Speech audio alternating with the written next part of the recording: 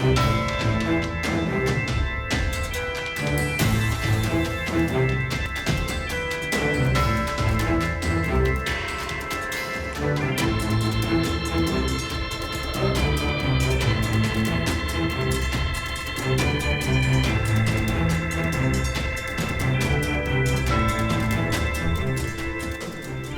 everyone, Eric Watson here, freelance writer, player of games, writer of words, recorder of videos, and tabletop role-playing aficionado. Welcome to our weekly live stream Dungeons & Dragons 5th edition online role-playing adventures.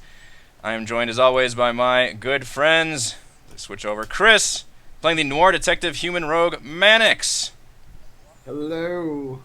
Heather, playing the wickedly silent but deadly half-drow rogue Celeste. Let me unmute you. I would hope that I'm more than just a good friend. It's just easier to say it that way. Rochelle playing the popular and charismatic Triton bard Gillian. Hello. Raymond playing naive but lovable tortle fighter George. Hi. And Reese playing the undead-hating, animal-loving hill dwarf druid Theron. Hello. We have a full team tonight! Yay! Yeah. First time since week 1! We did it! Yeah, I'm gonna say it's been 3 weeks. I know. We stream our sessions live on YouTube every Friday evening. Catch up on previous episodes on my YouTube page, as well as read weekly session recaps at roguewatson.com. Watch my behind-the-scenes No Players Allowed live series Crafting Annihilation on Thursday mornings. If you'd like to support my channel, go to patreon.com/roguewatson. Personal shoutouts to our platinum patrons, Andrew and Brian, and gold patron, RPG Papercrafts. Thank you so much for your support. For our campaign, we use Roll20.net. For streaming, I use Open Broadcaster software with Streamlabs. Alright, now, this is going to be a very lengthy recap because some of you weren't here last week, and there were things that happened. The great hilarity that ensued last week. Previously, I like to think we were off having underwater adventures. Yes, that's what was decided upon. Previously, you guys were not with us, so yes, No. that's what was happening. Previously, And we decided y'all were our moral compass, so it did not go well. Yeah. But as Eric was trying to say, previously on Tomb of Annihilation, while 2 of their party members slept in, Celeste, Theron, and Mannix emerged from their rooms at the Thundering Lizard to peruse the notice board in the lobby. There they found a booklet full of information introducing the various hireable jungle guides, notes teasing the upcoming dinosaur race, and a flyer for the Temple of Sovris as a good source of information. They made their way toward the Temple of Sovris in the Merchant's Ward. They stopped by an alleyway near the docks when they heard sounds of a struggle. They saw a man being beaten while his dinosaur was being held captive. Celeste stealthed closer while Mannix and Theron strode up to ask about the situation. The crumpled man Dango owned Merchant Prince Ethan some money and hadn't won any of his last few races.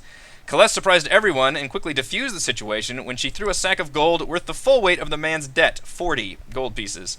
Since they were about to repossess the dinosaur, the goons took the gold and left while Dango quickly handed over his dinosaur and fled. Celeste renamed the pink and yellow striped Hadrosaurus Princess Consuela Banana Hammock. With their new dino in tow, they arrived at the Temple of Sovris to see a trio of roguish-looking figures admonishing the head priest grandfather Zatembe. They backed off when our party entered, though Mannix offered his services to help find what they sought, Artis Cimber. They regarded him coolly and left, though not before one of them passed a note to Mannix wanting to meet back in the inn later that night. Zatembe was thankful but not entirely warmed up to the party. Before he could offer his services, he gave the party a task: find a missing acolyte, a young woman named Inette. She was last seen going to help a patron, a halfling merchant named Viplo, who had some problem involving the death curse. Mannix took point as the primary detective for figuring out where the halfling lived, while the party dropped off the dinosaur at the pens and picked up Undril from the inn. I don't know why they didn't pick up the other party members. They're still sleeping. The investigation took them outside the city walls into Old City, where they witnessed a brutal scene of mock justice as a man was thrown into a large gauntlet-style pit along with a cage containing a pair of velociraptors. How much mileage can you I'd use it again. The man's husband pleaded to the characters that he was innocent and needed help. Through a coordinated effort of half strategy and half insanity, our heroes were able to rescue the man out of the pit while distracting the guards and dispersing the crowd. A bear-shaped Theron wrestled a guard into the pit and then fled the scene, drawing any would-be pursuers away while his friends escaped.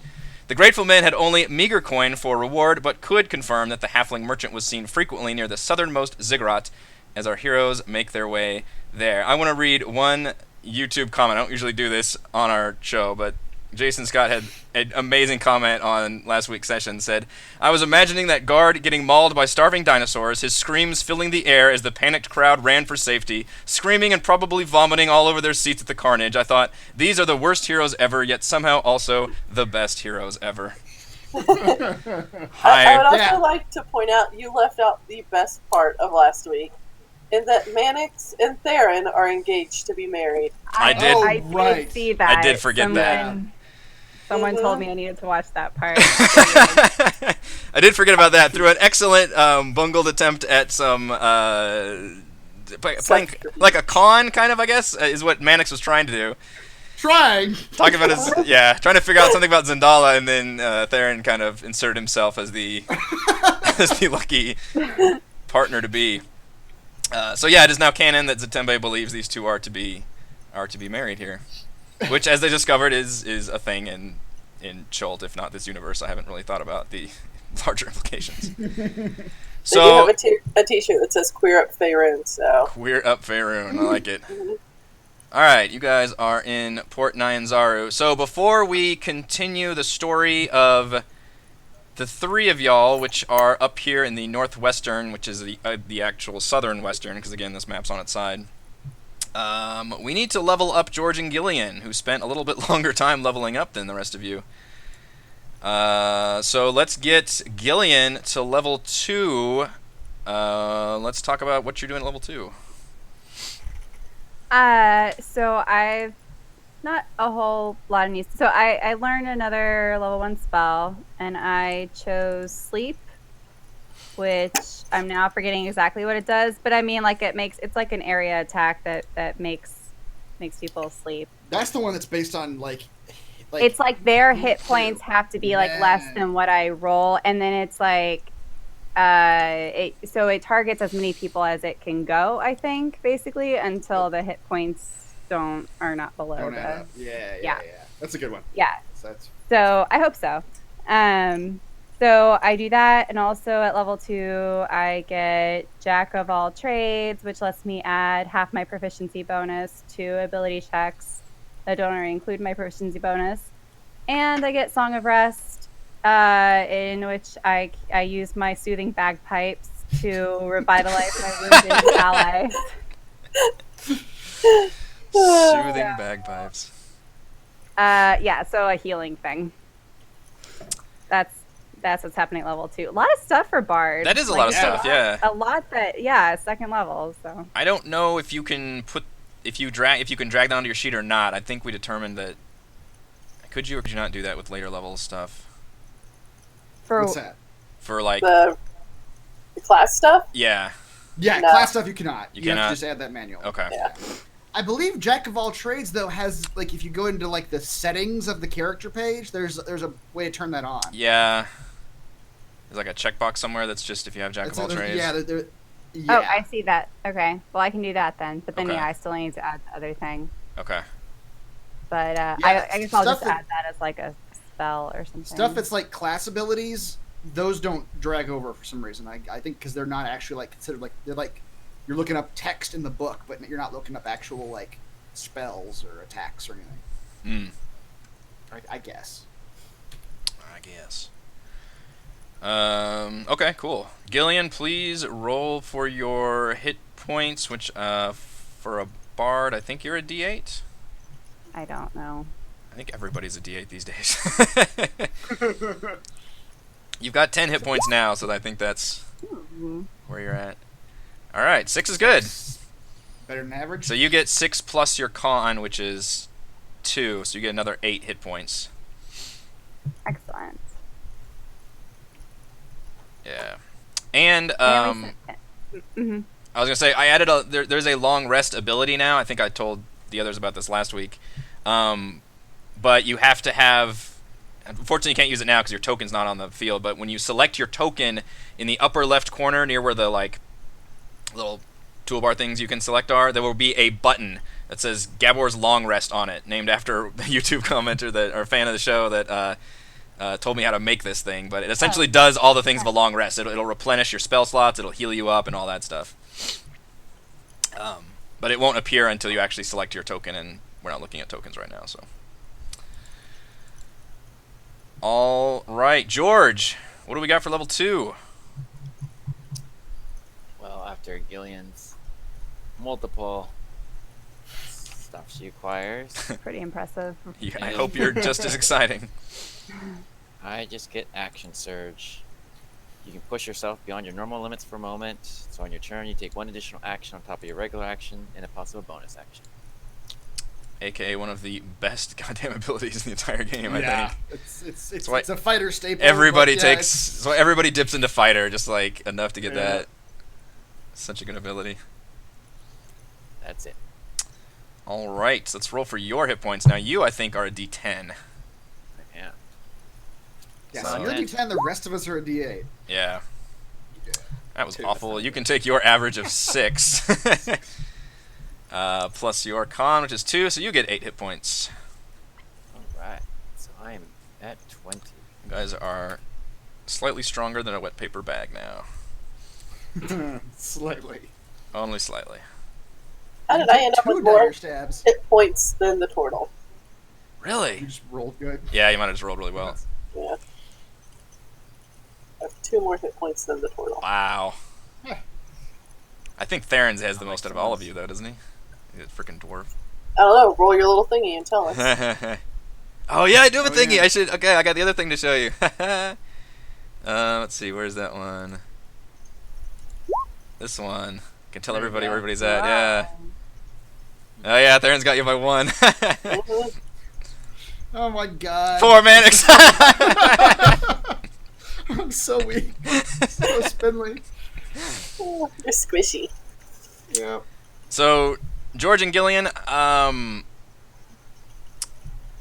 could ask, like, kind of what you guys want to be doing in the city. Obviously, I want to have you automatically join the party for the beginning of this session, but they were doing things the entire last session, and you literally were not there for that. So if you want to say that you were out shopping, or looking for something or someone, or seeing the sights of the city, just whatever it is you all want to do. George, I know your personal mission was literally to meet your mentor in the city, if you wanted to try to look up that. Yeah. Check the phone books. It's not too hard for you to ask around, because tortles are basically like the dragonborn of this area. Like, they're not very common. They're there to where people don't, freak out or anything. But they're rare enough where if you ask about, like, another tortle, especially an elderly tortle, then people can generally direct you. And they direct you over to the public bathhouse. They say that there is a tortle, an elderly tortle that frequently frequents the public bathhouse area. Does he go to the female side? When you go over there, the bathhouse is a large, beautiful structure. It's in this. Let's see, how did we do that? We hold it down, don't we? There we go. With ceramic tile baths and marble floors. Despite the apparent opulence, you notice patrons of all walks of life enjoying the grounds. A giant opened clamshell rests at the entrance, along with a statue depicting the goddess Soon. The shell is filled with coins and jewels, and you presume those are offerings from patrons to enjoy the baths. Kind of pay what you want. And you do see a wrinkled tortle in the corner of one of the larger baths. Other patrons are giving him a wide berth, and the tortle is leering at the many scantily clad women nearby. When he sees you, his smile drops a little bit as he slowly pulls himself up to amble over to you. Georgiano, you're alive! Good for you! You've made it this far. You must be serious about your training. Schult is the perfect place to hone your skills. Tortles have been making pilgrimages into the mainland for years. They call us foolish, suicidal, senile. He stares at you blankly for a few moments before continuing. But if you can survive, Schult, you can survive anything. and surviving is the first step toward becoming an advanced age ninja tortle. The other step is killing things. He reaches into his shell and pulls out a scroll. The scroll is damp and smells like an unwashed sock. It Smells like home. It's pretty gross. Inside is what looks like a list of grocery items with lots of doodles and notes written all over it. But as you kind of stare at the words kind of swirl in front of you magically, and they kind of start forming a list of materials with like drawings of what you presume are monsters and beasts. And you kind of even recognize some as from like tales of your childhood that you've just been like heard of. And he says, "A warrior's only as good as his tools, and the best tools come from the fiercest monsters." And you begin seeing what look like crafting recipes for gathering certain monster parts, as well as the knowledge of how to combine them and forge them. Go into the jungle. Be a monster hunter. Yeah, exactly. Get into the jungle. Shed your youth like a snakeskin. Embrace the wisdom and experience of ripping apart the most dangerous creatures of Chult. Use the scroll as your guide. Now, if you don't mind, they're about to start the senior swim hour, and I don't want to disappoint the ladies. His kind of head like bobs up and down excitedly. I will get right on it. Your quest, and I've been starting to do this with some of y'all, adding little session updates, because I figure I'll be the one that's probably going to be updating them, as like a video game will automatically update your quests. That is very nice. I like that. It's a good feature. I don't remember. We patched that in recently. Yep. Well, a little icon blink to tell us our quest has been updated. That's right. That's right. Oops, I forgot to actually add your list. There we go. Alright, so, yeah, you see it forming different words in front of you, like a list of monster parts. And the only thing you can't tell is you don't know what you can actually make with them yet. And you judge by the fact that it's still, like, asking for these parts, that it won't even explain that to you until you've gathered these parts. It magically knows. The current list says the horn of an almirage, the snakeskin of a giant snake, the gas gland of a commodon, the claws of a zorbo, the vines of an assassin vine, and the rainbow shell of a flail snail. Boy, I've only ever heard of one of those. I've heard of none of them. But I will remind the DM, my wonderful husband, of how I am afraid of snakes. Yes. You've come to the right place. There's no snakes in the jungle.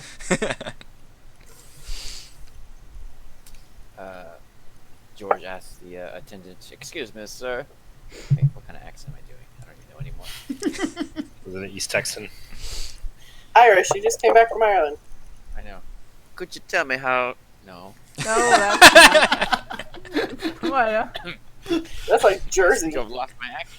Every session will be a different accent, I think. George comes to terms. It'll come back to me. Could you tell me where I could buy these items? Apothecary shop, perhaps?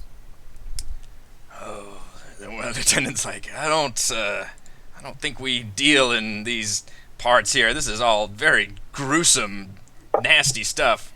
Are you with that old man? Because he's been kind of a problem. We can't, What do you mean? I mean, we're not in the business of kicking people out, but he just kind of hangs around all day, and it's just real weird. He's old. He's got nothing better to do. We know. He'll be here till he dies. Sadly, we know. Can you tell me which direction I can go to buy these things? Yeah, that way. And he points to, like, the gates of the city. Awesome. And he takes off. We never see George again. He's searching the jungle for a shop. Georgia of the jungle. Yep.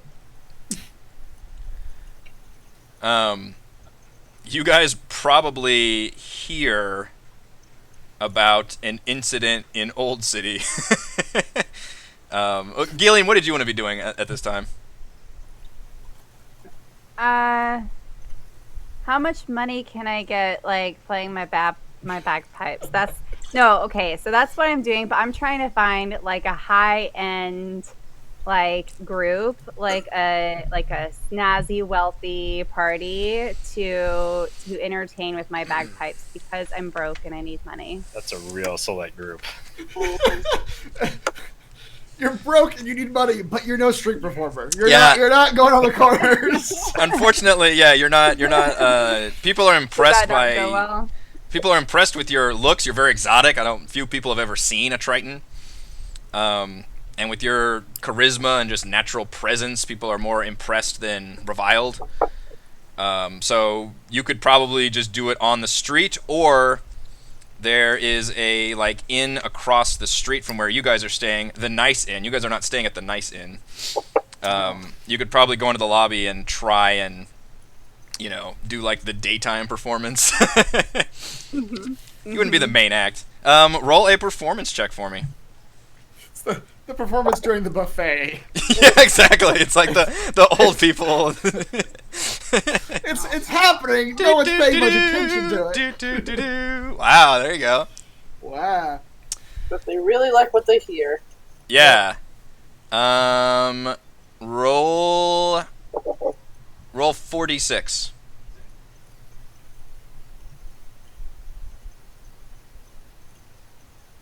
All right, you can earn 17 gold pieces. Wow. Excellent. That's not bad for an afternoon of playing bagpipes. Exactly, yeah.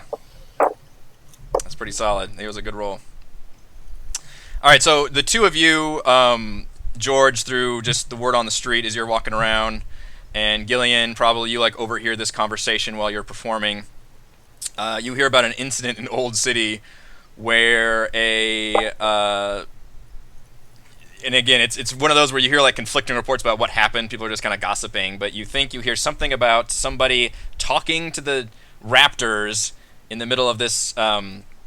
Executioner's Run is this pit that criminals are thrown into, and they can absolve themselves of their crimes if they just make it out the other end. But there's usually things thrown in there that can kill them.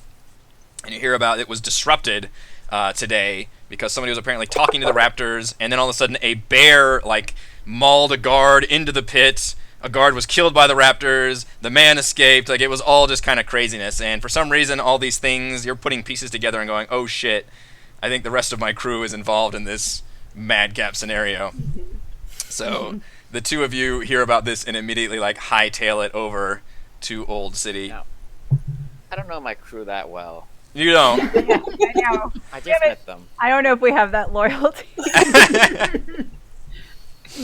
That sounds like a lot of trouble. I don't know about that. I'll say I'm a little curious, but Yeah. Hearing about a bear holding a man down while he's eaten by velociraptors, that would pique anybody's curiosity. I mean, these people don't have basic cable. This is as exciting as it gets.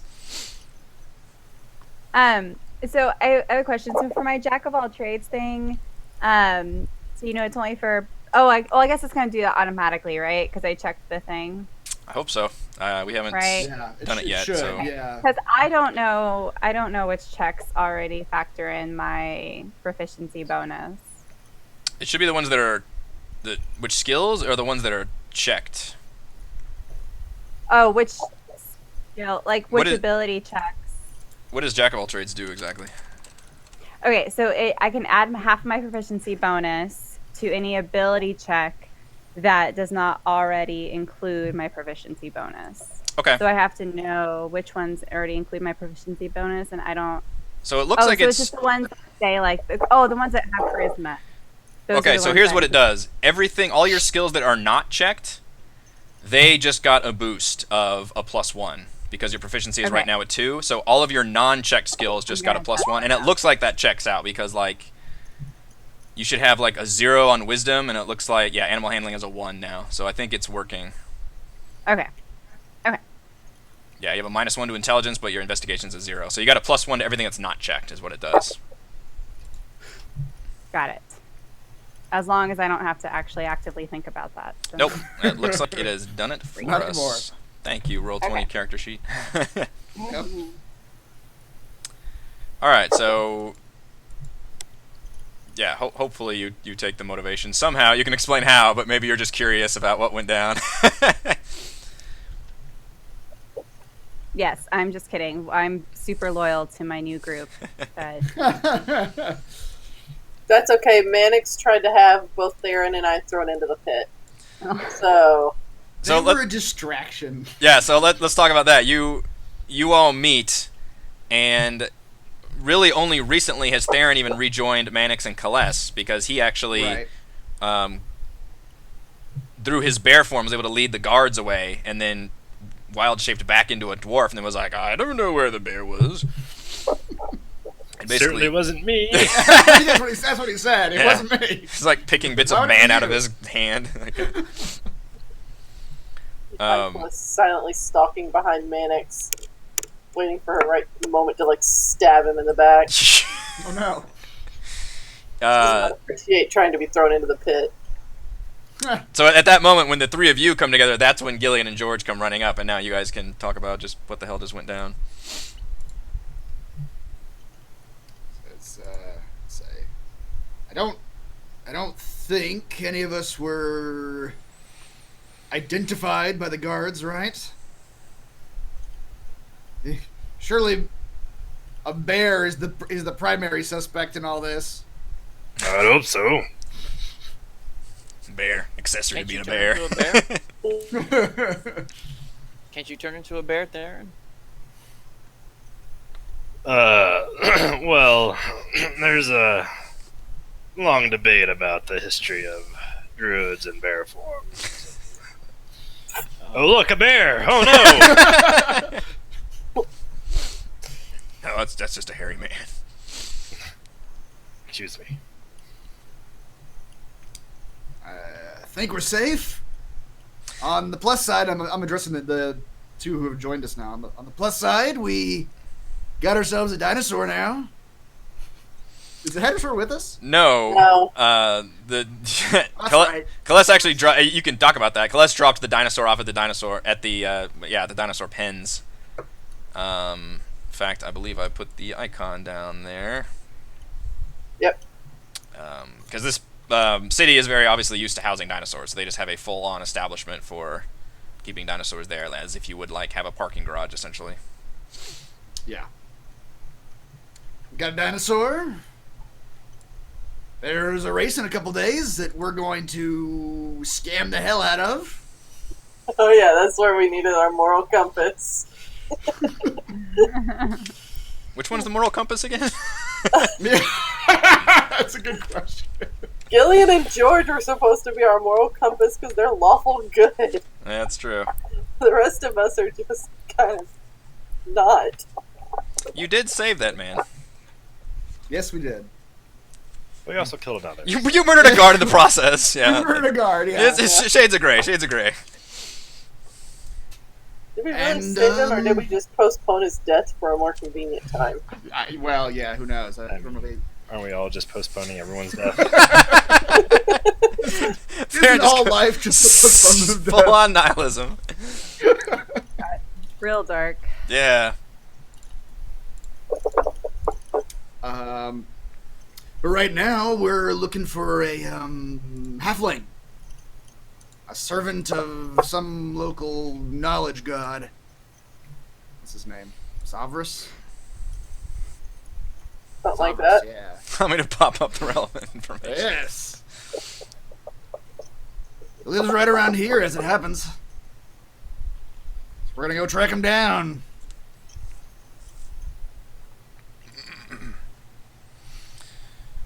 Maybe Okay. he can help me find some of these monsters. Maybe. Why So, would you want to find monsters? I'm on a quest. To gather Okay. their parts Their parts. for creating armor and weapons. Oh boy. You've got Kalessa's attention when Where you say The weapons. flesh of of my enemy. One of them is a human Longer. femur.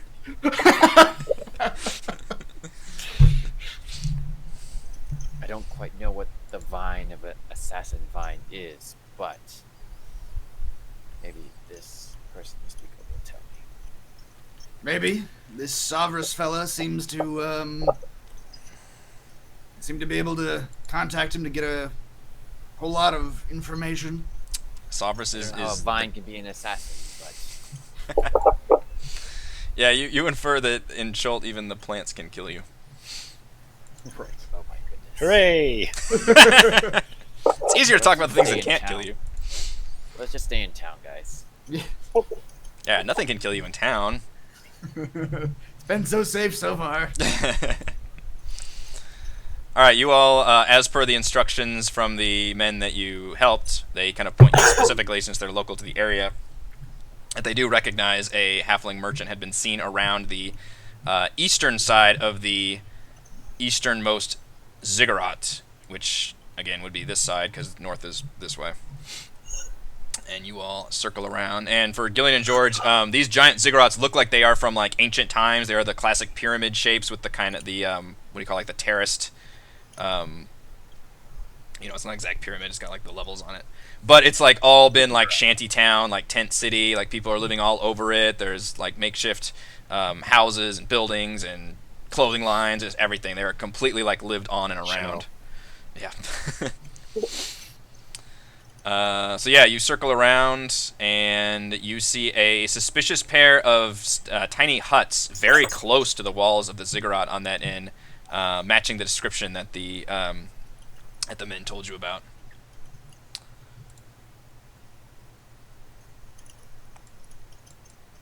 All right, let's check them out.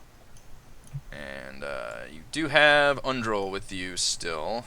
Oh Yeah. God, she's She probably all right?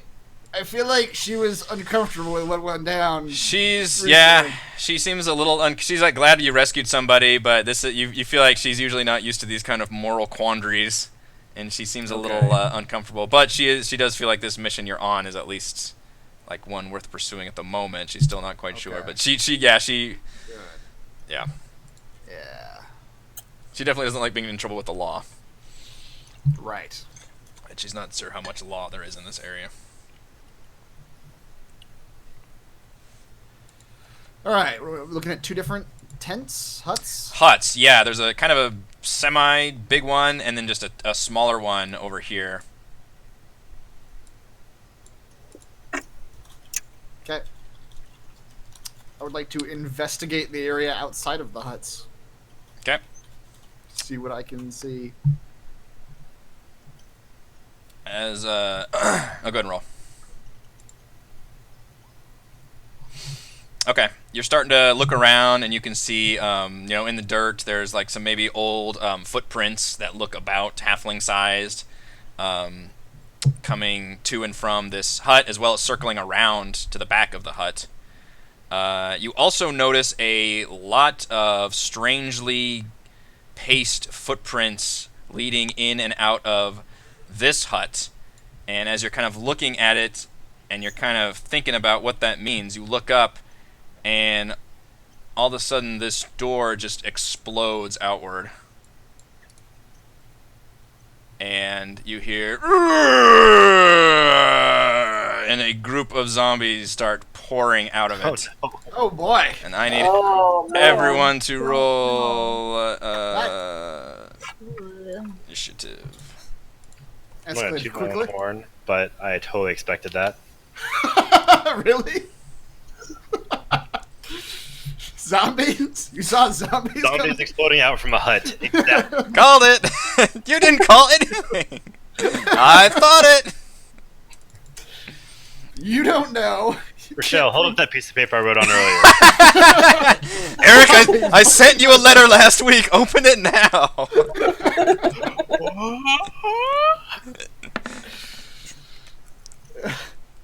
-1. How is that a number? Zombies aren't very dexy. Yes! There it is. I told you. In crayon. Yeah, that was the closest writing utensil I have. In case I can't actually let the child get to these crayons, so they're in my desk. Guys, I'm surrounded by darkness. What?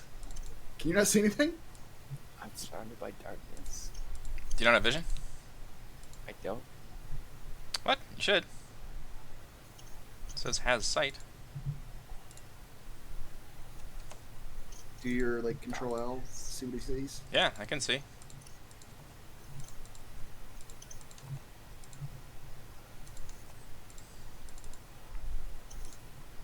Hmm.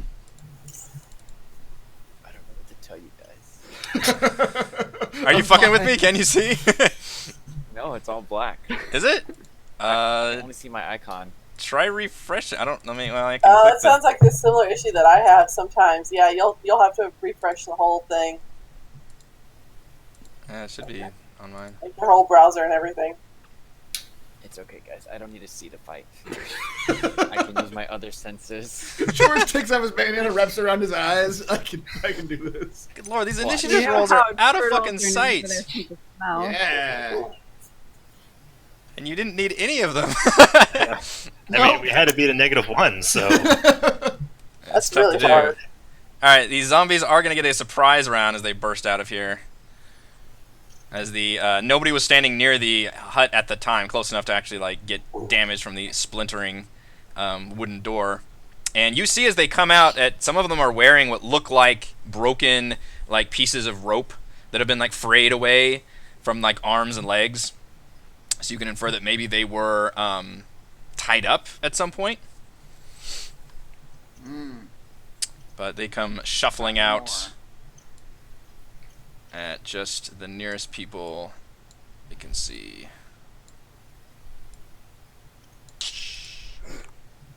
the back line. That's right. Alright, one of them is going to attack Gillian. Urgh! 10, I don't think it's going to do anything. That does not hit.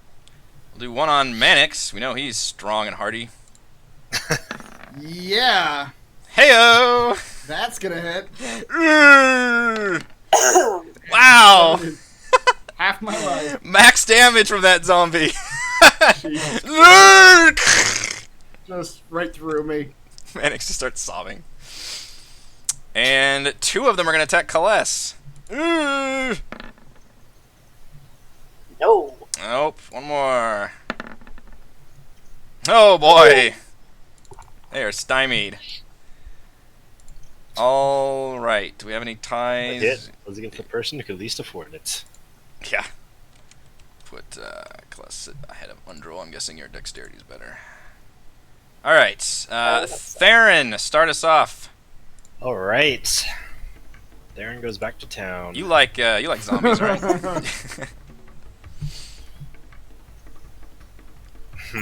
Do I? It's an interesting question.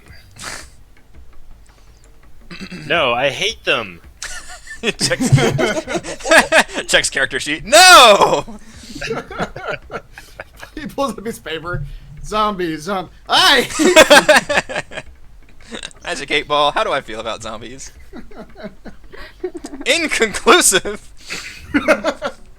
Try again later. Yeah. These zombies need a quick end, just like your necromancer friend.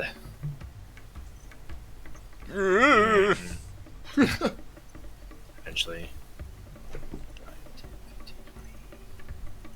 I'll attack the one in between the two plucky heroes. I'll have to be more specific. The one that I get advantage with. Okay, yeah.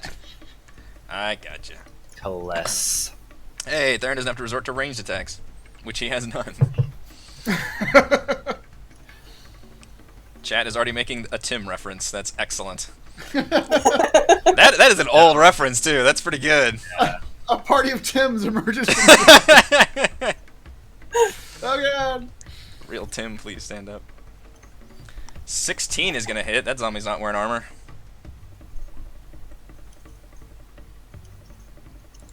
"Urgh." You tap him lightly on the shoulder. Yeah. Caress him Also gently. guessing they're resistant or immune to poison, which is my cool cantrip. My goal is to never let Theron do anything cool. I'm done. George, can you see? George is doing this to the air right now. I can't see George. I can't He is see frozen either. for me, unfortunately. This is what you get for being Oh, away for yeah. 2 weeks, Raymond. Your roll 20 fails you. I gave him my roll 20 sickness. Let's go ahead and skip him for now since it's just all you guys anyway. Kaless. Alrighty.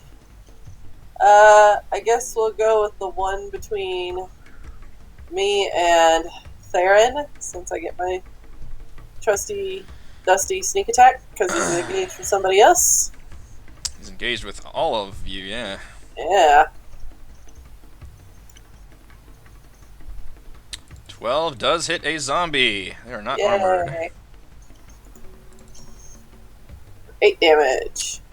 Alright. That slices off a good chunk. He still looks good. Then I would like to cunning action and disengage. That's, yeah. 3 of them right there. And 5, 10, 15. Jake from State Farm. Good job, chat. I'm very proud of you. Chat, you all get inspiration. All the callbacks. That's right. 25. Alright, I'll go here. Okay.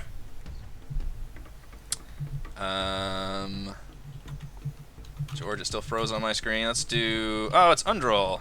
Undril says, "Oh, zombies! This is a righteous battle!" And...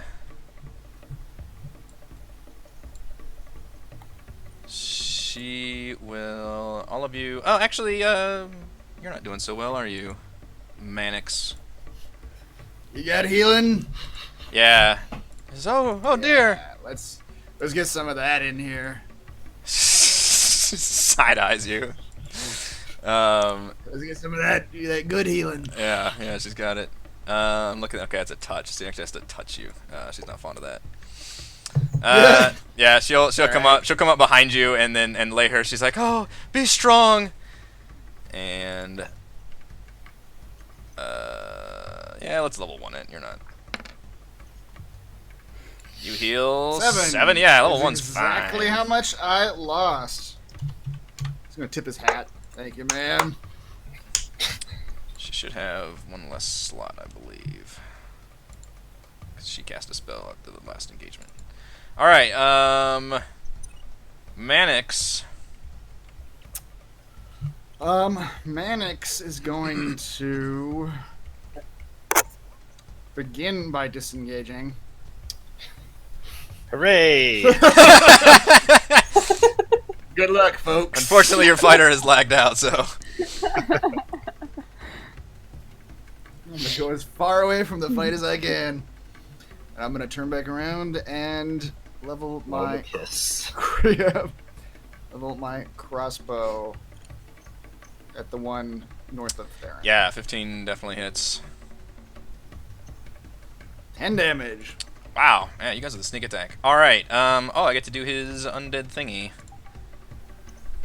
Because you plant that bolt pretty much at his head, but... Excellent. He's got the undead fortitude. I can't click on that, can I? No. Alright, well, he gets to make a yeah, the zombie thing. Make a con saving throw with a DC of 5 plus the damage taken. So, it is a 5 plus 10 is DC 15. 15 con saving throw. He fails. Alright, that zombie goes... Headshot. Yeah, you plant that bolt right in there. Tunk. That one goes down. No. Gillian. How are these other zombies looking? Have they been hit? They have not been touched. Great. Yes. You guys did the good thing of focusing one down at a time. Right. All right. Yes, we can see you. Can you see the map now? Can you see the map? Yeah. Yeah. Okay. Okay. Yeah. I'll have you go after Gillian.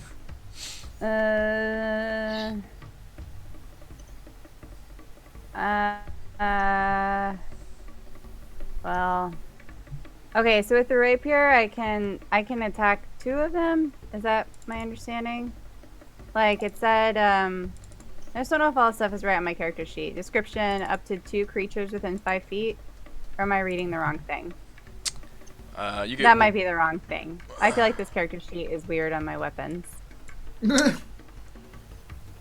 So what it does is it just has a bunch of defaults in there. If you don't put anything, it just kind of shows it in gray. Oh, that's what happened. So just ignore, yeah. Just click on it and see what happens. It should be set up right, I think. Well, okay, yeah. I'll just attack this guy closest to me then. Then I'll just stay here. 16, nice. 16 will hit. And then if I move away, he doesn't have an attack of opportunity once he's already been hit, right? You have to use the disengage action for you to be able to move away. The rogues can do it because they have an ability that lets them disengage as a bonus action.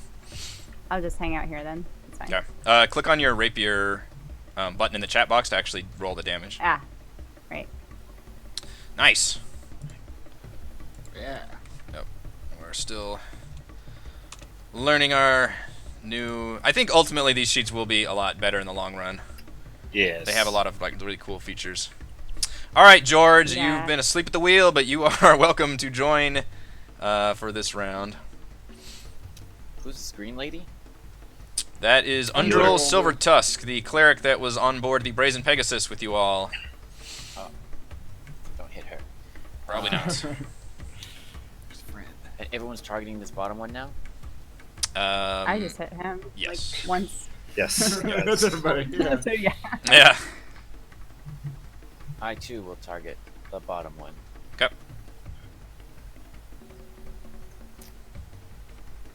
I actually don't know what I do. We're also learning about our characters. George looks at his hands. What do I do? 23 will also, hit. Damn. FYI, sleep does not work on undead, so also super cool for a spell. Wow. So, yeah. 7 If you damage wanna is brush pretty your bubble, I'll solid. tell you that sleep wasn't useful. So we've got poison and sleep that doesn't work against undead. The DM's already learning interesting things about how to exploit your characters. All right, the zombies initiative. Wait, so don't I get a second hand attack? Oh. Okay, so you have 2-weapon fighting, which means you can use a... Bonus action. Which I think anybody that has a second weapon can do this. What yours does is just let you add your ability modifier to the damage of the second one. Usually, if you dual wield, you just don't get to use your plus damage. So yeah, sorry, you can use your bonus action to do another attack. 16 will hit. Wait, so I can attack twice? Yes. Well, But you used your bonus action as a cunning action, right? It uses your bonus action to do that second attack. Okay, that's still nice to know. Yeah, You just don't add any of your modifiers to the damage of the second attack. right. So Okay. you don't. It's just the die. It's just the die. Yep. So you have to set that up probably separately in the thing. All right, that will also hit for 9 damage. That zombie's looking real bad now. They do have kind of a mess of hit points, but not much AC. All right. Now the zombies will go and simply attack the 3 of you that are closest. And we'll start with the top zombie against George as he moves in with a fist. Relative to wild zombie. 16. What is your AC like, you turtle motherfucker? Thought it was 17. Yes, 17. 17. All right. That was a good zombie attack, but it misses and shucks out of there. You duck and weave. Against Michelle. Yeah, we'll do one against Theron. No dice. And then one against Gillian. 17. I don't think you have a tortle shell.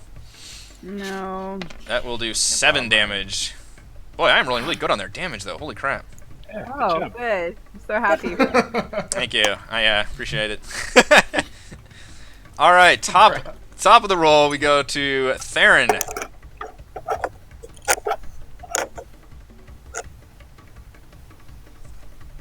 I shall whack him a second time. Even harder than the first. The one next to Gillian. Okay. Yeah, that one is looking pretty bad. You know, zombies have really bad AC, but not quite that bad. And it's real bad, but somehow... Yeah, I know. Yeah. Swing and a miss. Yep. George! All right. I will target the same one, the bottom one. Okay. 11 will hit a zombie. Or 8 damage. Alright, that would kill him, but... he gets his zombie fortitude to see if he can withstand the damage, which is a DC 13. Yeah. It was 10 plus the damage. 5 plus the damage. He fails, so he goes down. Nice. It's like a, Slice him up. Yeah. I'm going to hit the one above him. Yeah, I think earlier they were doing 10 plus the damage. Whoa. Ooh, that's not gonna hit. Again, zombies bad AC, not quite that bad. Kaless! Alright. Plus 5. He's a fighter. 15. 20. As he's engaged with someone else. We'll do that. That'll hit. 17. That's a good little chunk. Good lord. And then with my offhand, 15. That's massive damage. Hang on, that's massive damage. Let me roll for that. okay. So that's a con saving throw. She fails. So what terrible thing befalls him? 5. Where's our? But this is the top of the house rules this time. He is stunned. Nice. So with my offhand, then Stun him with your mighty attack. 22 will hit. so can I just click the button and we could just subtract whatever modifiers? Sure. Yeah, we'll do that for now. Oh shit, it's gonna do sneak attack in there, so don't worry about the sneak attack. Okay. I think you can just uncheck it, but yeah, we can just Yeah. ignore it. So you do 1 damage. 1 damage. Yep. Oops. Alright, that zombie is looking pretty bad because you freaking eviscerated him with that first attack. So much that he is like stunned.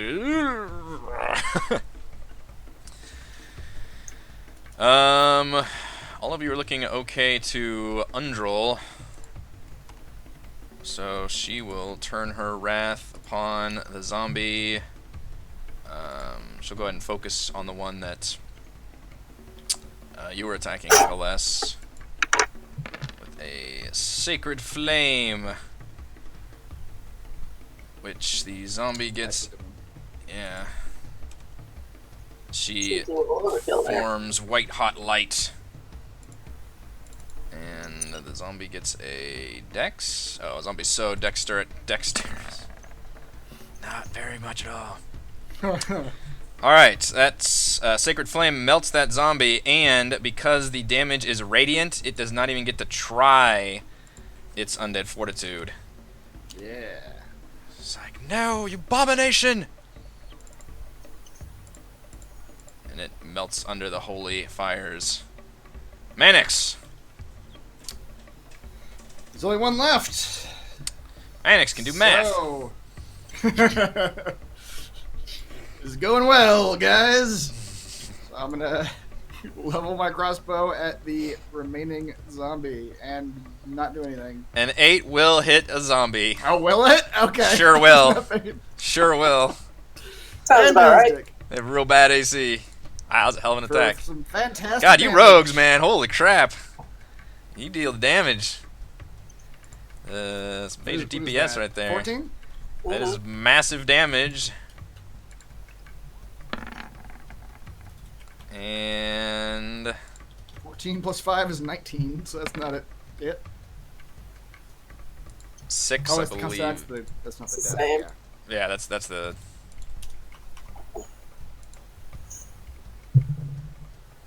6 can't take reactions and is disadvantage on attacks. I doubt he'll survive till the next time, but we'll mark that just in case. We'll see. Yeah. Gillian?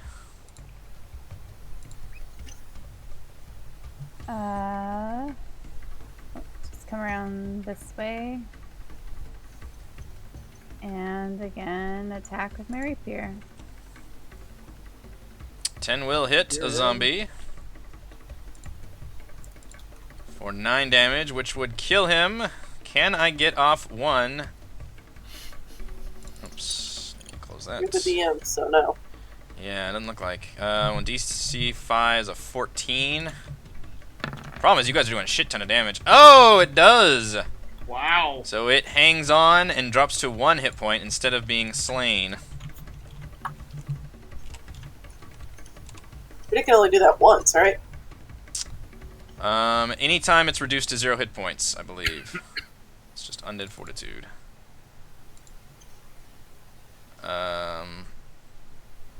So what befall him? You got disadvantage now? Mm-hmm.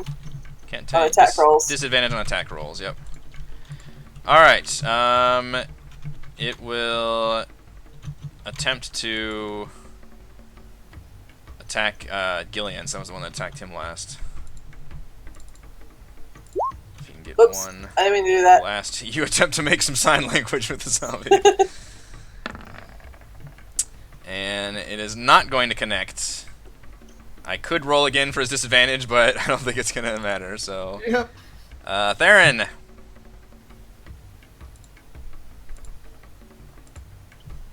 There and smash.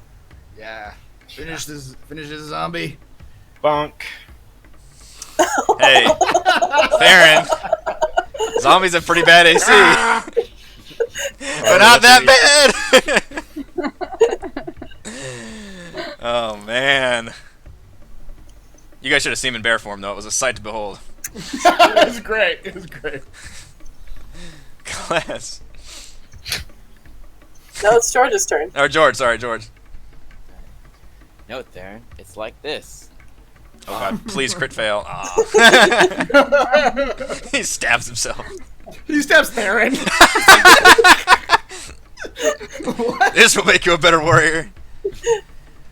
Alright, that would kill him. Let's see if he's got the fortitude for an 11. No! That zombie is slain.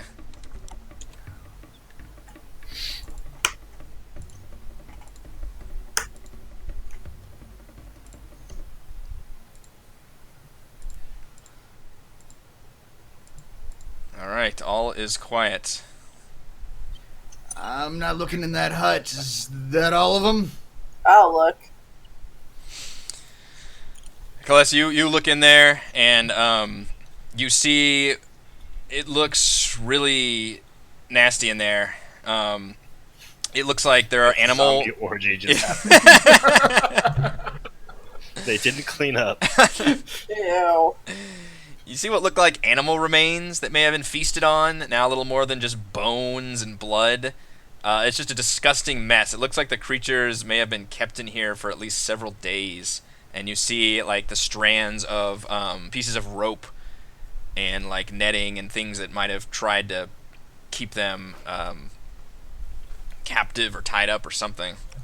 Okay. I don't see anything of worth, like, any value or anything. No, and you really don't want to search it either. It all looks really nasty in here. Like this whole thing was just a little more than like a storage shed kind of a situation. Okay. Can I try to figure out what these zombies were before they were zombies? Like race, age, something, anything like that? The biggest thing that you notice, it's pretty hard to tell, but you notice that some of them have a distinct blue triangle on their forehead. Okay. They used to be triangles. I will point you to the relevant information. At least I think it's in there. Yeah, it's in there. Blue triangles. Oh, okay. Civil War needs to commit genocide to an entire tribe as punishment. Who's branded with a blue triangle? His forehead.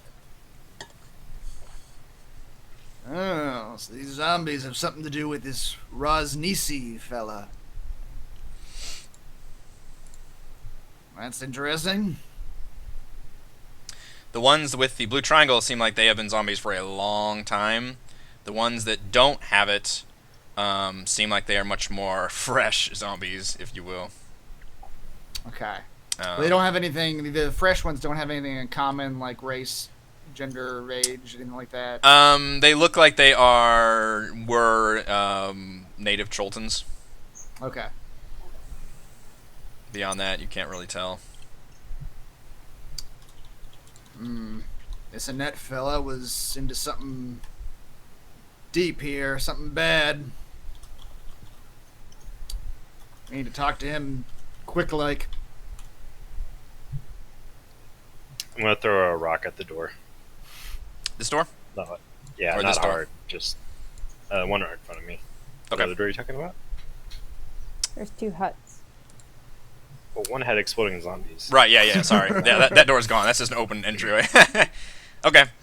You throw a rock at the door, and nothing seems to happen. The door All right, regards I you throw a bigger coolly. rock. Bigger. The door says, "Fuck off with the rocks."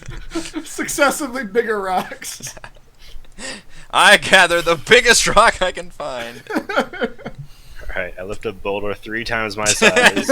Takes me all afternoon. I open the door. While there is throwing rocks. While there's rocks being thrown there. Let's see. Gillian, what is your passive perception? You fool! You foolish You fool. should have thrown rocks. 11. Okay. You note that the door is locked. You don't need a perception. Hey guys, Click. the door is locked. I've done Uh, my part. Can I use As you come up and try the door, a little needle shoots out at you, and I need you to roll a Uh-oh. That's not good. Constitution. You're the one with missing a health right now, too. A Constitution saving throw, please. HIV right Oh, there. wow. Oh my god. Get I gotta ready get for the occupational health, guys. get ready for a long, depressing battle with it. Oh boy. Alright, you take 4 damage from the needle, but you don't take any of the you note that it was poisoned, but you don't take any of the poisoned damage because of your great constitution. Your blood shrugs it off. You reach down and do the snake bite thing, and it's, tuh. So, assuming that there was only one needle, can I use my thieves' tools to try to unlock the door? Sure. Why are you assuming there's only one needle? Would you like to seems test the door cool. again? Yeah. Like Well- quite the. No. The DM likes this chain of thought. Absolutely. Like, surely there's not another needle in this door. Each one of us successively goes to the door. There This can't one- be another needle. You remember the time you all turned into oozes because you kept grabbing that Yeah. stupid fucking thing? Surely it can't happen again. You are now an ooze also. Well, now I just feel left out. Alright, well, I'm not gonna jiggle the door. I'm gonna use my thieves' tools to try to, like, unlock the door and disable shit with them. Okay. Now there's 2 needles. Yeah. You walk up and start, jimmying the door. No needles do come out. You do find out that was the only needle. Roll a dexterity check, and if you have roll a dex check, but you also get your proficiency bonus with the thieves' tools, which is another +2 on top of that. So I just hit the dexterity word. Yeah, and then we'll add +2, unless you have a button for thieves' tools, but I don't know. I do not. I tried to click it from my equipment list. Okay. And it didn't Yeah, get it. it's all. I think what it does is just adds your proficiency bonus to the check. All right, you don't even fucking need thieves' tools. You're just doing that on your own. You are easily able. That lock looks real simple to you. You're just. I didn't break my lockpick. You spent like half a second just like clink, chink, and that thing is open. And then I step back. after watching a needle fly out at Gillian, I'm like, nope. Okay, so you're not opening the door. You just did the. Hell no. Okay. I look at Mannix, all yours. Why me? Send the lifest one. You're the investigator, are you not? As the investigator, I would have been the one to pick the lock, not open the door. The fighter can do that. Mr. Hardshell over here. Hard shell, not hard fingers. I love that I did one little 4 damage needle and you guys are terrified of going through this door. This is great. This door's... Oh, we're gonna have some fun later in this campaign, boys and girls. Gillian, go ahead. You can open the door now. It's unlocked. she's I dire learned straits. my lesson. Mannix is just gonna mutter under his breath and just come up to the door. Undril says, I believe in you. He's gonna try to open the door as he steps to the side here. Hey, it's technically open. It's not locked anymore. Yeah, okay. I'll open the door as him. Mannix, as you open the door opens. And you were eaten. Inside the hut, you find a single dark room with a desk, a little bed, and shelves with some books, table, food. Just it looks like it's kind of just a one room loft kind of situation. Candles that once illuminated the room have drifted all the way down and burnt out. Several books are scattered around the room, and many of them are open to pages about death and the undead and divine curses and the history of Chults. You're definitely getting a theme here. And there is a open what looks like a journal on the desk, as well as a locked drawer. Okay. Can I do an either perception or investigation on that drawer to see if there's any traps on that thing? Yes. Which one? You can do, since you're actively looking for a trap, you do investigation. Okay. All right. The desk drawer is locked, but you do not see any traps that you can tell. All right. I will. And it looks like it looks like it's a lock similar to the front door. Like it doesn't look like a super high-tech lock by any means. All right, you are able to open that desk. Nobody's still going inside either. Mannix looks around and realizes he's the only one I inside. have 7 hit points at this point, so I'm gonna. I'll go inside with you. Undril will walk over to you, Gillian, and offer some healing for you.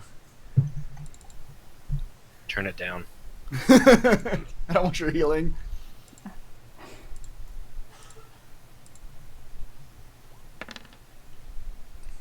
Thank you. Mannix, inside the desk drawer, you find an ivory scroll case. It looks like it might be worth some money, and sounds like it has something inside. All right, let's pop that open. See what it's got. Okay. Inside, you find magical scrolls. You find a scroll of healing word and a scroll of sleep. Okay. Scroll of, what was it? Healing word? Scroll of healing word and a scroll of sleep. I will, well, they're not in the room right now, but I'll show these to my druid and bard friends later to see if they have any and can use these. Because I cannot, but I will take the case. Okay. I will pocket the... Okay, put a ivory scroll case. It looks like it might be worth some money. Okay.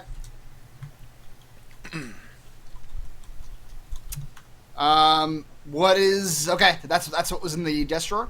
Yes. The only other thing of note that you can find in here with your roll and your glancing about is a journal on the desk. It looks like, it's not like a history book or one of the other books. It looks like it is a book that somebody's been writing in.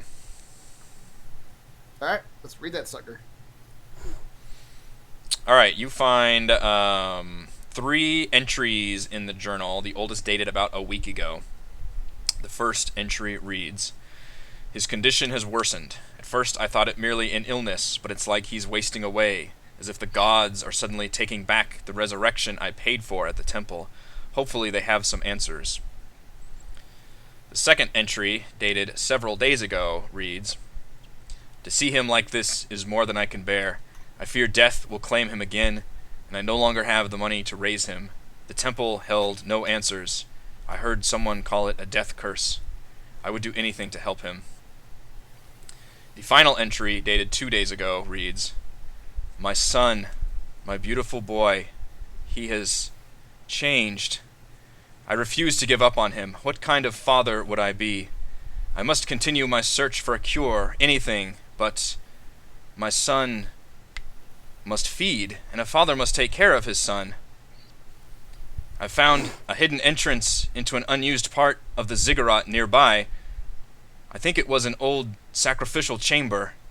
Just have to trace the mazes with the finger, as Ubtao always demands. I'll keep them in there for now." That is all that you read in the journal. Oh boy.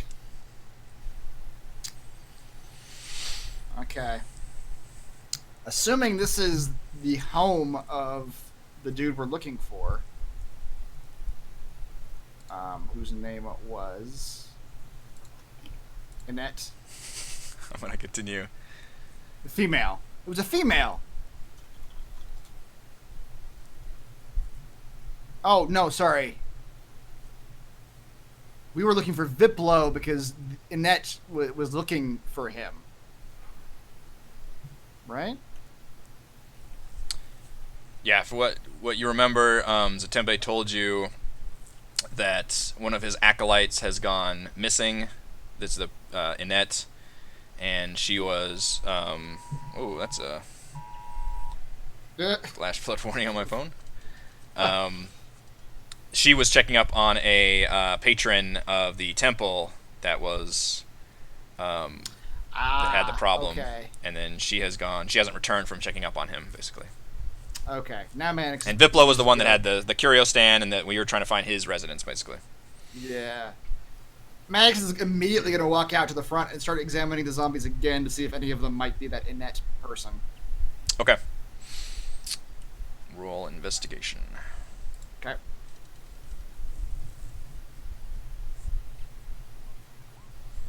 Wow. You didn't get a good description of Annette, other than she is a young woman, presumably native to the area, local, and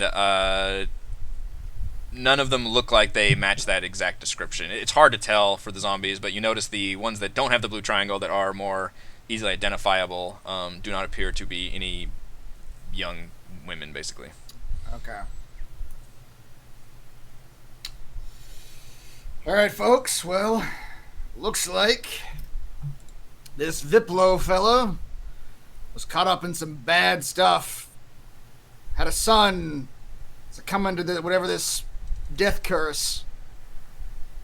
Turned into one of these things, more than likely. His father took him into a ziggurat nearby.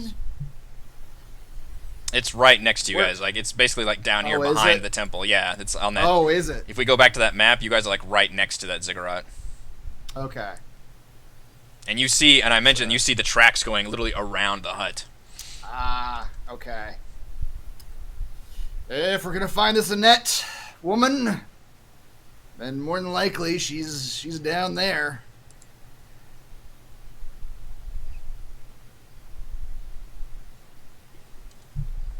Andro says, "Oh, yes. If there are zombies, undead in this city, festering here, did someone keep them in here? Don't know why they were kept in such a close proximity to people. If someone's in trouble, we need to help save them."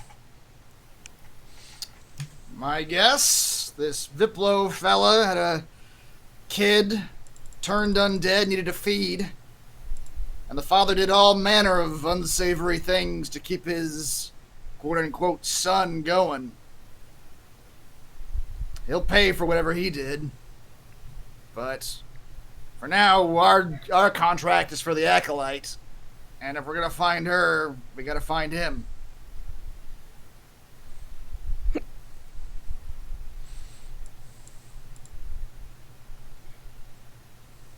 That's where the other zombies come from. That's a good question. Either my initial thought was that the father collected people for his son to feed on, and they turned into zombies. But you got some of these zombies that look older than that, so who knows where they came from? Let us go check the ziggurat and be done with this. Yeah, let's do that.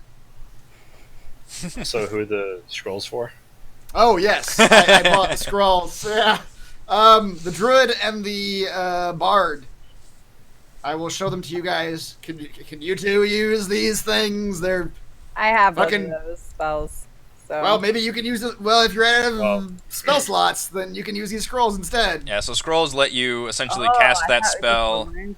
They let you cast a spell without using a spell slot. It's just like a free cast of that spell. If it is on your spell list It's a or one-time something. use. It is a one-time use, yeah. Then I can use those. Have at 'em. Take them both. Yeah. You can heal me the next time a zombie scrapes my chest up.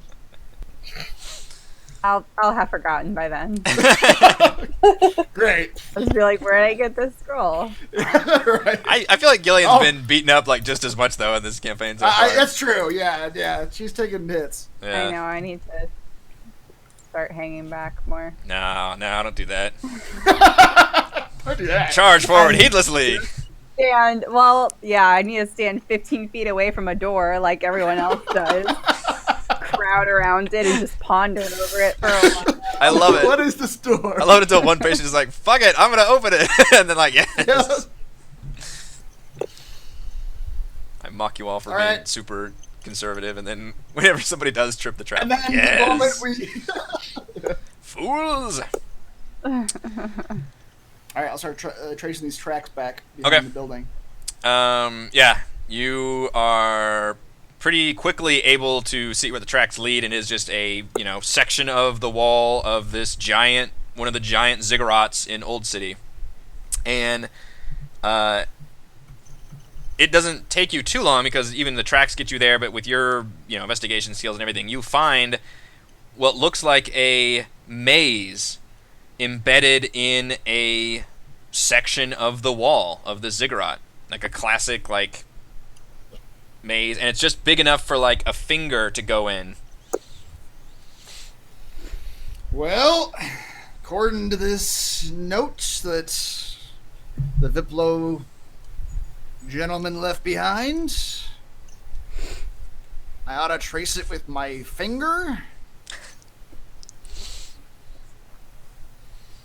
Can I look and make sure and look at this thing to see if there's any traps associated with this? Sure, yeah.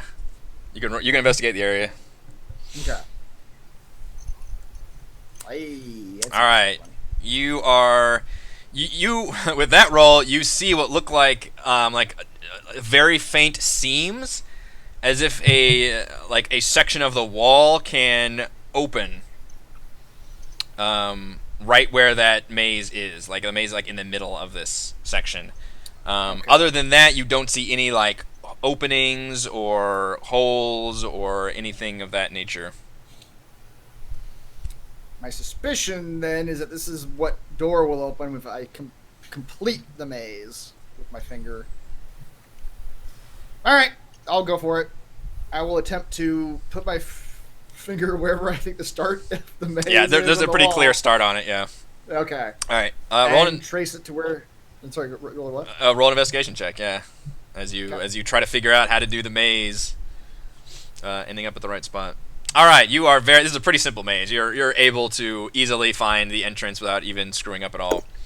And oddly enough, as soon as you reach the end from starting at the beginning, you just hear a little faint click, and then just the massive groaning of wall and some dirt moves, and it goes, and the whole thing just shifts to the side and almost is swallowed up by another side of the ziggurat, and it's just a doorway, just darkness, and then stairs leading down. Pure darkness, you can't see. I'm gonna step aside and sort of do a waving motion, like I've done my part. Feel free. But it's like darkness. It is pure darkness, and it looks just big enough to go down single file. Oh dear. I do have some sort of lantern, a hooded lantern.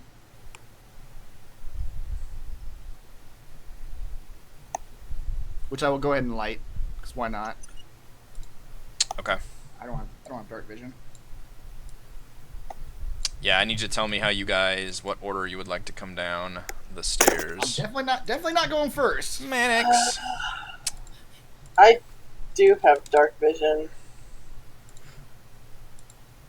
I don't know if anyone else does. I does. I don't. I have light, but I also don't want to go down first. I'll go first. Send in the tortle.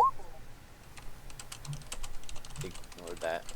I did not attack anything with my torch. But I do have a torch. Okay, you're lighting up a torch. Okay. All right. I mean, you notice, like, with you going down single file, like, you know, if one person has something, like, most of you will be able to pretty much see it. But, so right now, Mannix has his lantern up, and George has a torch. So yeah, what is the order in which we are descending? And Undril kind of looks at you all and says, should I stay up here, or... We're probably gonna fight more zombies down there. So you should come with. Right? You wanna fight zombies, don't you? Well, I suppose, yes. If there are undead to be had, we need... your help. Alright. Good prep work for camp wherever you're going. Yeah, That's right. wherever we promised to take you. Alright, so what is the order? And you guys can... Undril does not offer to go first, but... I can go first or second. I'll go first. I'll go third. I'll go just- next. I don't care. Somewhere towards the back, because I just plan to heal. Mannix will tell Undril, actually, as they're all going in, he'll tell Undril to pick up the rear. Okay. Watch the flank. Yep. I'll go second. And I'll go last. I'll go, well, last except Undril. Who's Okay, picking up our yeah, back. I gotcha, yeah. Alright, so it is George, Kaless, Theron, Gillian, Mannix, Undril. Yep. Okay. Sounds good. Alright, you all head down the stairs.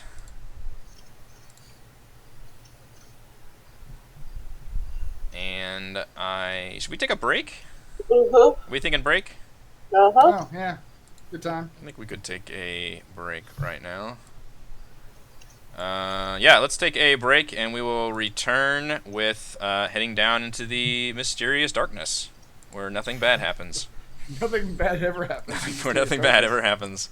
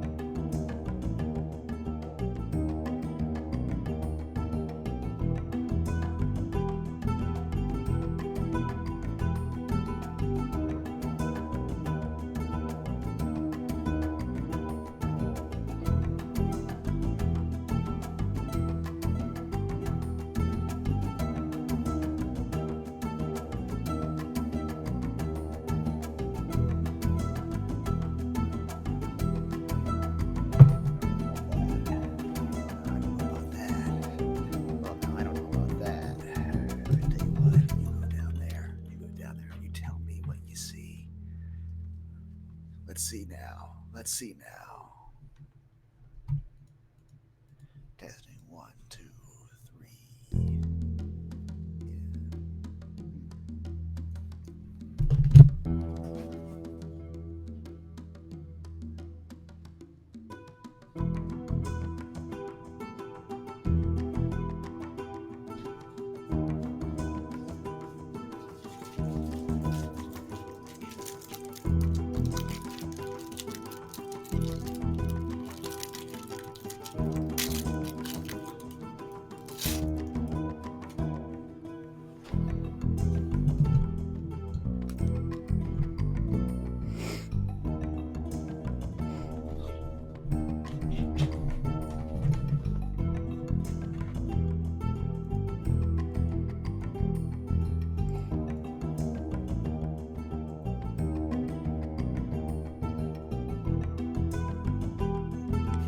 Why? Just for D&D mood lighting, just to make it a little sexier. Yeah. Descending into darkness, torchlight only. That candles. That's right feel.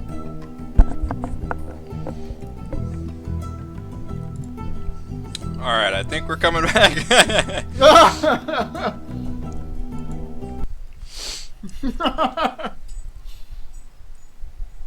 That's right. Else. So like, yeah, exactly. Like, I mean, just kind of traditional vanilla, or like, what's your take, Heather? So I'm really partial to the pink champagne from our great friends at Pier 1 Imports. I mean, Sponsor. I think Eric might throw something at me later now.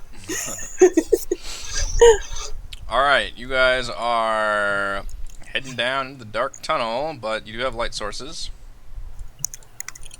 I want an ice cream now. Totes recommend it. It's still Any brand in specific? delicious. I have a drumstick. I have this like. Is it Pure One ice cream? Brought you by Pier 1. I mean, frozen Greek yogurt. It's pretty good.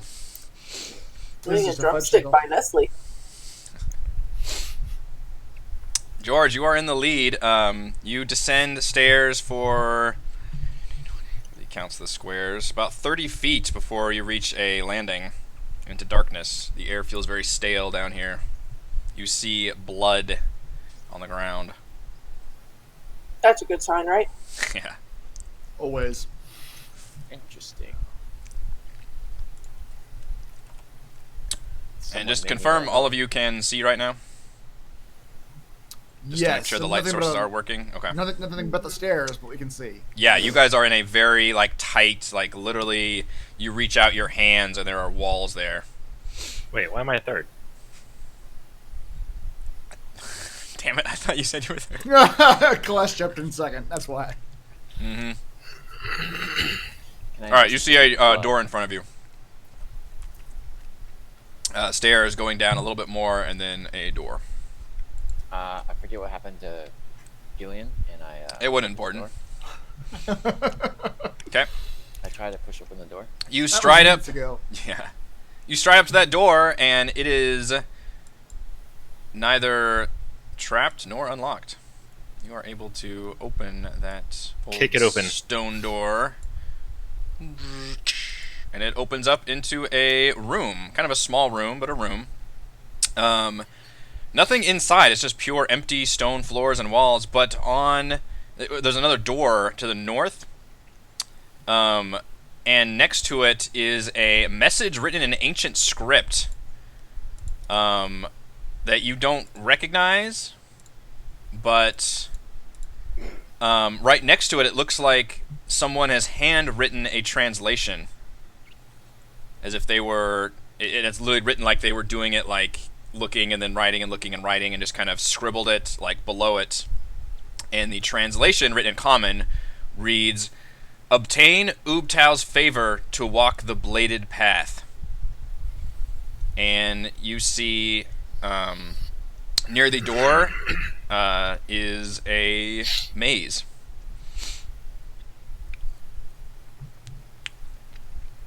Minix, we need your finger again. My magic fingers? Mm-hmm. Well, sure. What we got here? Manix, the first thing you Another one of notice, these yeah, mazes.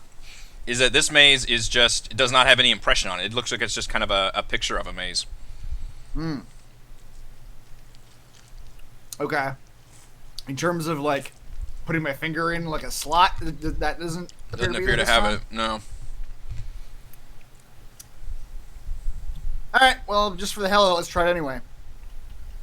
I'll try to put my finger where it looks like the start is, and try to trace my way through the maze. Okay, yeah. You try to do it. It doesn't really feel like it did on the other one. It doesn't feel like you're imprinting it all. In fact, your finger doesn't even fit. It's just kind of bigger than what the maze... It looks like it's just almost like an example picture of a maze or something odd. Mm-hmm. Nothing seems to happen.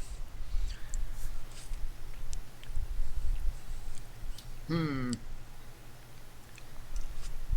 I just look about the room, see what else is in the room? There is absolutely nothing else in this room except the door.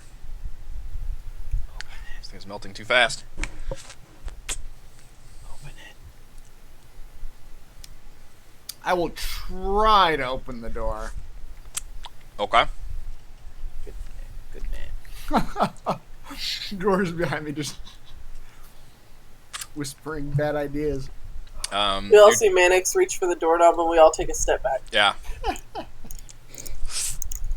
Okay. You Take of air. you open that door, and just when Undril steps inside, when you open that door, this back one closes. Chunk. Well, shit. But otherwise, Why'd you nothing close happens. The door? The Why'd you close the door, Andrew? she's like, I'm sorry. This room opens up into a larger room, and you see blood splatter all over the floor. Well, I ain't going in there first. That's obviously a good sign. I would like to just look about the room, see if I see any indentations or anything that might be traps. Okay. George pushes you aside. Roll a perception check. Okay.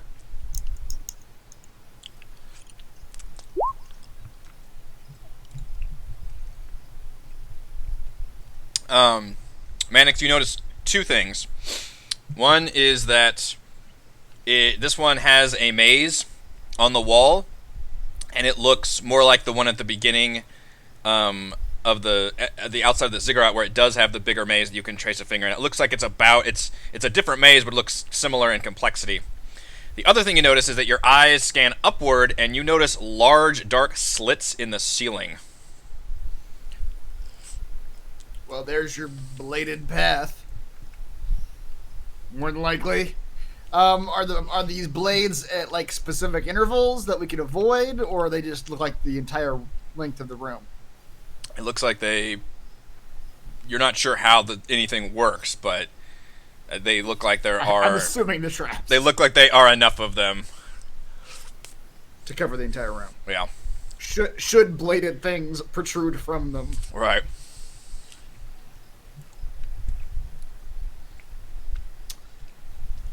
All right. Can I compare the maze I see on this second room with the maze on the door? The one that I couldn't actually retrace? They look like the same maze? They look different. All the mazes you've seen look different. Oh. Shit. Not all mazes are the same, Mannix. Jeez. I'm going to say to George, who's in front of me now, that maze over there, you're going to want to put your finger in it and trace it from beginning to finish. He's going to take a step back. Good luck. Okay. Where's the maze? Which wall? The north wall. Up here. Can I, if he's having any trouble at all, can I visually from here look at the maze where his finger is and, like, help him, like, audibly? That would probably require a few checks. If he's having trouble. Mm-hmm. You'd probably need to roll perception to see like how he's doing, and then obviously verbally communicate with him. And then I would think that, and regardless, George is going to have to roll a roll to see. But if you can help him with your own roll, then I could impose some kind of advantage with that. Okay. Whatever it is required, I will attempt to like visually look at what he's doing and help him. Okay. Roll a perception check. Okay. What would it take to cut this door down? The doors are like, Yeah, there are bad things above you, George. I'm pretty sure. yeah. Just FYI. I'm a fighter. Not Oh, yeah, a they're stone mason doors. magician. They're stone? Yeah. Have I learned how to cut through stone yet? If you do, you'd be the richest man in the world. One day I will, but today's not the day. It's a good goal. Not this day. If you want to trace the maze, it is an investigation check. Let's try to chase the maze. Oh my god. Told you I wanted to cut. You send the turtle in to do an investigative job. We're all gonna die. We're not in the room. Just George is gonna die. Mannix, you try to yell out something, but George takes a wrong turn in the maze, and you hear a series of clicking sounds. And two things happen. One of them is that this door shuts, and the other thing is that you guys just hear the sound of just mechanics like whirring. George, you look up and see giant circular blades come swinging out of the top slits in the room. I need you. Time for this. I need you to roll a dexterity saving throw as you try to dodge out of the way. So you probably don't want to be in your shell because you have disadvantage on dex saving throws. Oh. We could have it. You have that happen, but I'm just telling you, this is gonna be a dex saving throw. Alright. Wow. All right. Nice. You are able to nimbly dodge. Critically failed and then critically succeeded. Yeah, he's good. He's good at one thing and not good at another. All right, so you guys hear the sound. We do not hear the sound of like crunching turtle bones or anything of that. And then once the blades swing through once, they kind of don't come down again. They just stay up, and everything seems calm again. Does this I door open managed back to up? retract into my shell at just the right moment. That the Mannix, you. That's right. Yeah, Mannix, you open the door and it opens just fine. All right. Okay. I don't think I got the maze quite right. Clearly. See Well, a little bit of blood dripping from my arm. Just a little bit. just a tiny bit. I guess I Someone could else try it. Yeah. But if these blades come down, I might be in real bad shape. Well, you don't know the blade George- now, do you?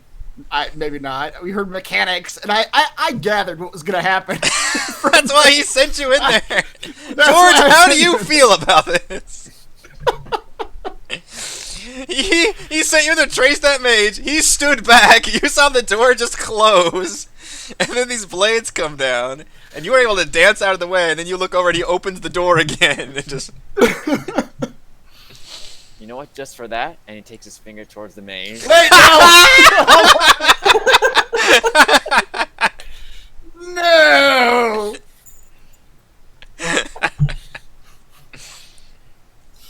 Let's see you dodge this one. No. Dodge this, asshole.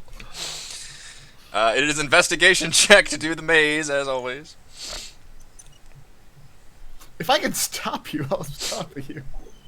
It's like, new job, George. If you can, hold that door open in case this goes bad. Okay, is it a swinging door or a up and down door or what? It's like sliding. Like the stone is like sliding into the stone on one end and then kind of sliding out. This could hurt, but I will stand in the doorway. In the doorway? Okay. Yes. That is the job Mannix gave me. All right. If this goes bad, I'll come running, but we'll see what happens.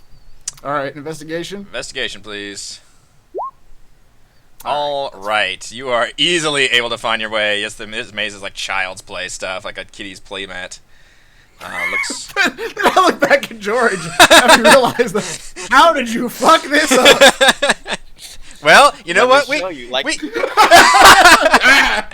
We learned something today. We all have our skill sets.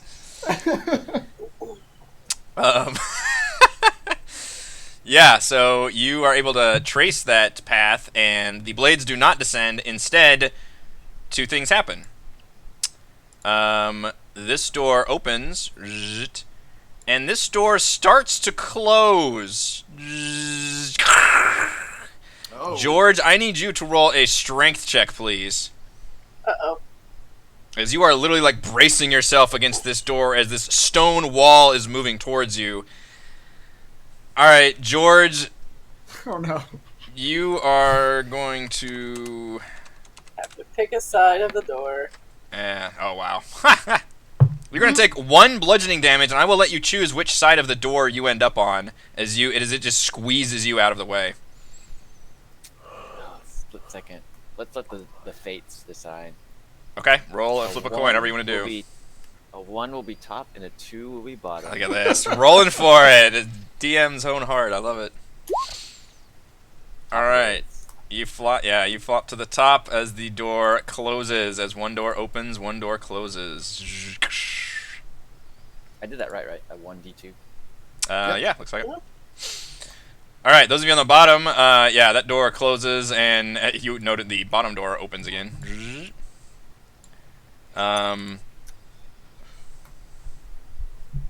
Okay, so only one of these doors can be opened at a time, I guess. That's what you're gathering. Yeah. Yes. You see another room beyond this one that's, again, plain, just slab. Do I see another maze on the door? You see over another there? maze on the door, and you see the holes in the wall. And this maze looks a bit more Wait, complicated. what holes in the wall?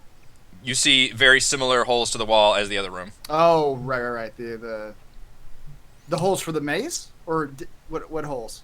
The ceiling holes, like where blades are stored. Oh, the ceiling holes. Right, yeah, okay. Yeah, you see another maze, and this one looks slightly more complicated, like more complex.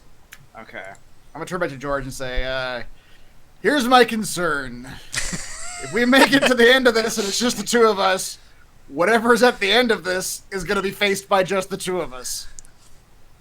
We can do it. You want just us to go ahead? I mean, because I'm thinking, what I'm thinking is we close this door that we're facing right now. We let everybody in. I can do it again. We're all just gonna take our chances with the ceiling blades. How are we going to close this door? I assume there's just. Well, that's true. How do you end up closing those? Yeah, it's opening- just smarty pants. Can I just try to open how this did- door and see if it shuts their That's door? right. You can. Yeah. That door Alright. can just open and close. Yeah. Yeah, I'll Yep. try to push this door open. All right, you push that door open, and at the exact same. Wait, can I stand here? You can. Alright, let's try this again. I'm going to stand in the doorway. Okay. Let's try this. All right, the door starts to shut, and you need to roll a strength check again. Okay.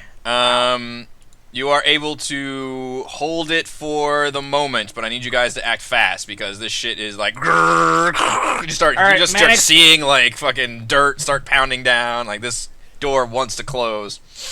Max will yell into the room. All right, everybody over the turtle, real quick now. Time's a wasting. It He's gonna doesn't- hop over the turtle or try. That's what- Alright, yeah, we just need everyone to come in so we can shut this door and then that one will reopen. Yeah, he looks like he is. I don't think you're gonna be able to pass by him because he is a fucking turtle. Okay. Well, then everybody else just get in this room then. But what's the point of holding the door open? Forget it. Yeah, it's probably not gonna actually do anything if we can't actually get into the next room.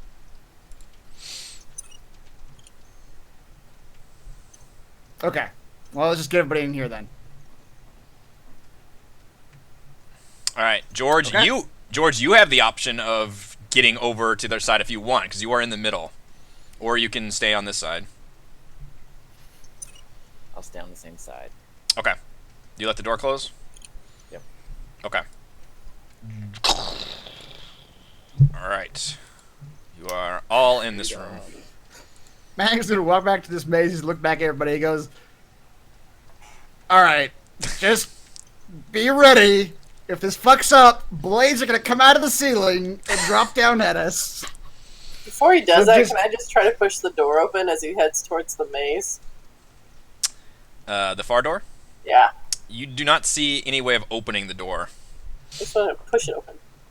Yeah, it doesn't Ah. seem to budge like at all. Like it seems to be more on like a mechanism. All right. So mean, just if you- prepare yourselves for that. If you've done it once, couldn't you just do it again? Or That's true. Could I like just know how to do this particular maze because I've already done it once? I'll give you advantage on it. All right, that's great. I mean, there's always a chance you could just randomly like jerk your hand or something and fuck it up, but I'll give you advantage. Sure. I didn't need it. Nope. All right, you are once again able to easily solve that maze's problems. Oh, you don't have Whoops. boundaries on, Eric. Whoops. Really? Yep, I can just move anywhere. Woo! Yep, I can go right through the walls. All right, hang on. Don't do any of that. No walls. We can wall walk, fellas. All right, sorry. I didn't realize that. Thank you for not testing that earlier. All right, does it work now? Let's see. Yep, works now. No, I can't go through walls anymore. You all briefly phased into existence. Oh. All right, so in this room, you see the same situation, but with another maze that's slightly larger and more complex. Undril nervously enters with you all. All right. You've got this, Mr. Mannix. I mean, there's always a chance things could go bad. But as far as I know, I've got it. All right, investigation check, please. Can I try to find like the corner that has like the least amount of blades and like duck down? The least amount of blades. Is there a blade-free zone? You look around and find that the blades are strategically placed in such a way as to cover every area. Great. However, you have a star investigator who is able to knock out these mazes like nothing. And then the door closes, and one door opens, and you see another room with the same situation, and this maze looks much more complicated.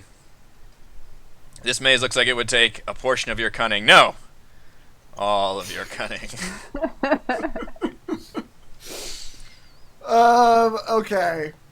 Is there any way for me to like sit back and study this maze for some period of time? There is, To help and then myself. you start hearing some screams and cries of anguish not far from you. Ah, Jesus Christ. keep your head in the game, dude. Yeah, all Pay right, attention to fine. those sounds. Hundrel Here says, we "Oh, go. please, Mr. Mannix, please hurry!" Here we go. No pressure. Wow. Look at this, ladies and gentlemen! Holy crap! Oh, Your that investigator- one wolf? Yep. A 14, an 18, and a 17 with his +7. I do Sudokus on the weekend. It's all like, yeah, I traced the hell out of that maze. All right, this door opens, and you see a blood trail that looks not too old as the rear one closes. Is it still sticky? Or is it coagulated? All right, you step out and you hear like some cries and just general sounds of struggling. see, where are we? Okay, you see the lights, a light source. So you guys are carrying a light source. It's coming from a far corner of this large chamber. A set of stairs that look like in really bad shape descend 10 feet into a bottom floor, where 3 humanoid figures are bound and squirming to 3 pillars. You can see very old bloodstains on the ground. A halfling dressed in robes stands by the torchlight next to a pedestal with a lever. And at your arrival, he stops his... you realize he was kind of speaking, you're not sure, to himself or to the captives. And he says, "Stay back! I have to do this!" And as soon as you guys walk into the general light area down here, he throws open the lever. And what all can you see? Okay. You see, well, at least George and maybe Kaless. Iron, you hear the sound, most of you probably hear this, the sound of just iron gates being, like, raised on portcullises, like, and you hear the sounds of zombies, like, a lot of zombies. And you hear these people crying down here, and the one in the middle looks like a young woman dressed in robes. I need everyone to roll for initiative, please. Okay. You survived the bladed path with fucking flying colors.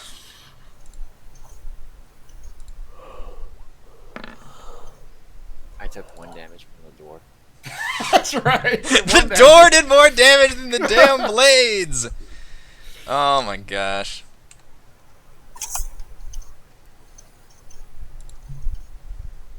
So it goes.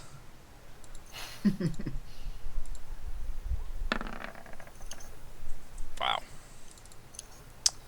And then we have Undroll.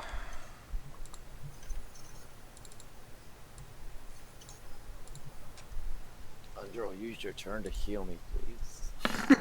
Like, oh 1 dear, damage. you did so well holding that door. I did, didn't I? All right, we need to, or no, we don't need a duel. What is your dexterity modifier, Theron?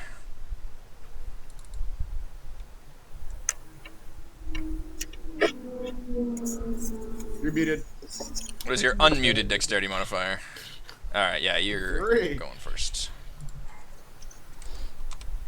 That's right. Aaron's good at everything. Yeah. Kinda. It's pretty All great. right, no more ties. Or no, sorry, I did the wrong one. Crap. I was about to You say, get he to has go more than a first. 3? Holy crap. No, he does not. He looks like he is a wizard. It lags a bit when I'm doing this. All right, so Theron, you get to kick things off. What's happening? Yeah, you are just you heard the noises I described. You could hear the voices, the cries of people. You heard a you heard a person saying, "Stay back! I have to do this." And you heard the sound of what sound like iron gates opening and the sound of zombies. Lots of sounds for you to digest. The sounds of zombies. The sounds of zombies. Zombie, zombie. That's the battle music I should use. Nice. Slurp up the sounds. Whoops, that's our that's our calming break music. That's not. The zombies are here for smooth jazz. Drinks are over here, zombies. The bar is open. Zombie loves adult contemporary.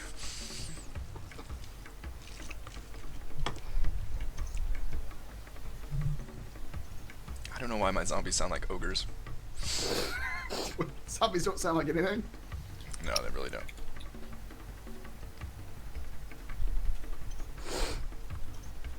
Assess the situation. Oh, I should put some of the zombies on the map. Oh. Should you though? Yeah, I did mention they were pouring out.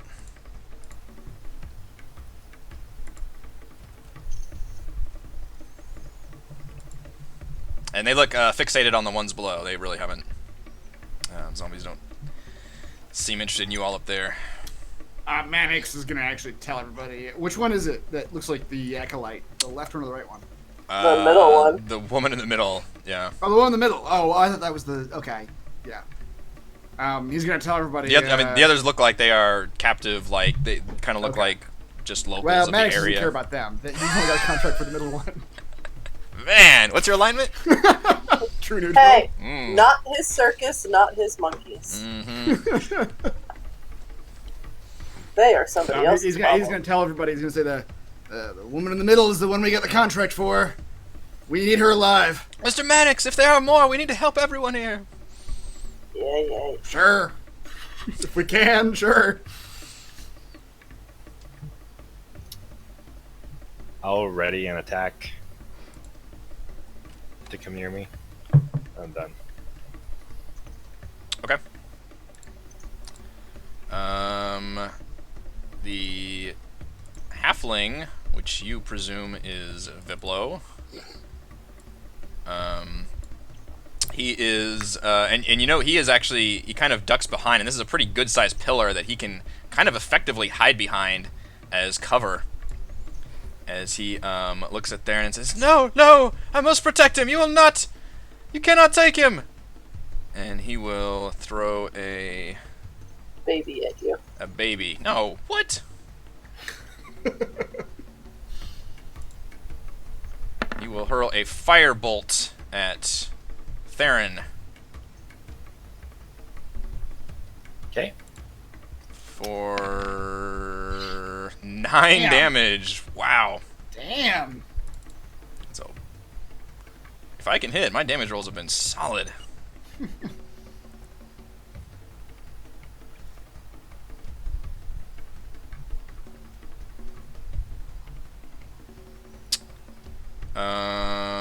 That's all he does. He kind of just stays back behind his area. Undril yells out, "What's happening? What's going on?" There's zombies out here. Oh. Gotta put them down. Theron got half his face burned off. Yeah. One of them's blasting fire. Yeah, there's also a wizard. Oh my! Mr. Theron! She takes a look down at the ones below and says, "Oh, my goodness, that's her, isn't it? It's alright, dear." Sure.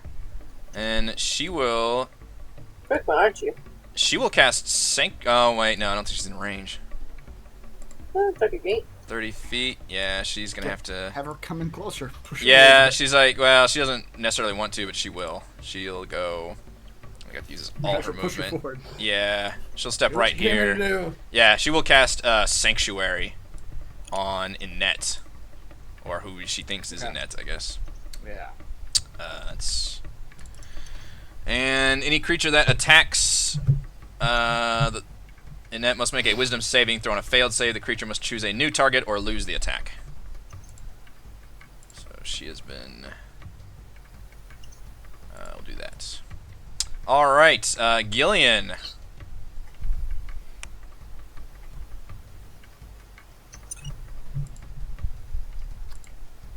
Well,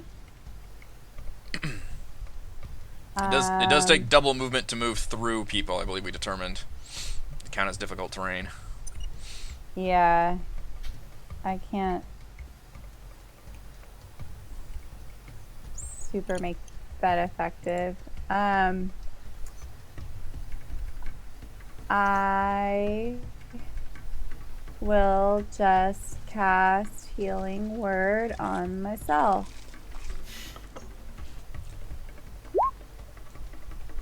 Wow, look at that. All slots expended. I love that. I don't know why it says that. I obviously have not reset things correctly because that's the first spell I've actually used. Oh, that's true. Yeah. Okay. Did you Well, long rest at the I beginning? clearly- No, because I didn't have the long rest button at the time. I can. I can. Yeah. So, and I guess I don't know how to like reset my spell slots on. Anyway, that's the first one I've used. Okay. So, but I'm just gonna. I guess I can just hit the long rest button now and then expend the spell slot because now I'm up to full health. So I'm gonna do that. Okay. There you go. Gillian's long resting in the middle of Makes sense to combat. me. Yeah. That's what she does. She's curled up asleep on the floor. With the blade ceiling overhead. Yep. Okay. George. Charge. Okay. Are you just hopping down the 10-foot drop here? Oh, wait, what? I mean, you can, but this is you guys are in an elevated position. There are stairs leading down. In this world, how bad is a 10-foot drop? It is 1d6 bludgeoning damage. You can make a roll, can't you, to try to mitigate that? I don't know. If there was any kind of roll, it'd probably be to prevent you from like landing prone or something. Couldn't he just like dangle and then kind of just drop to like 3 feet? As I'll you just push through as you the get on bar the or whatever. as you get on the stairs, I need you to roll a dex saving throw because you find these stairs like crumbling and in really bad shape. Oh my gosh. All right, George, you go slipping and sliding down the staircase. Your foot gives way under just a crumbling piece of a step, and you go sliding down to here, and you take some falling damage on your way. 2 damage, and you fall prone as you splat down the stairs. And you look up and just see zombies pouring out of the gate next to you. Great. Which, how much did you move? 5, 10, 15, 20. Yeah, I don't think you can get up. That's okay. This is my action. All right, you're on. you land on your back and just withdraw into your shell. Yep. As That's a far good as use that of it. situation goes, that's Yep. the best way to go. Charge! Dun, dun, dun, dun, dun, zunk. Joke. was that part of the plan? Class. You saw George just haul ass down there, slip and slide, and then withdraw into his shell. Turn into a shell. Hello, Bursehead. Why it's getting nervous, it's raining. Oh. Come here, Mitter. Come lay down. I know, you can lay down. Come here. You're fine. I'll pet you again in just a second. Hang on. Then you go down to your safety spot. Alright. So 5, 10. Alright. Yeah. Now you note that the stairs seem to be in really bad shape. Okay. Can I do like a crazy fun, like acrobatics flippy leap to not take any damage? Yeah, you get a dex saving throw when you get on the stairs. Okay. Well, no, I was gonna do like a little flippy leap and not even touch the stairs. You Do like, could, like a big ol' like take a running 5'10" and then just do like a front flip, super flippy thing. yeah, you can make an acrobatics check to try and use the stairs to help get you down without falling, I guess. I'm gonna do like gymnastics tumbles. Yeah. Yeah. Okay. Yeah. You can land. Yeah, that's fine. Yeah. 15, 20.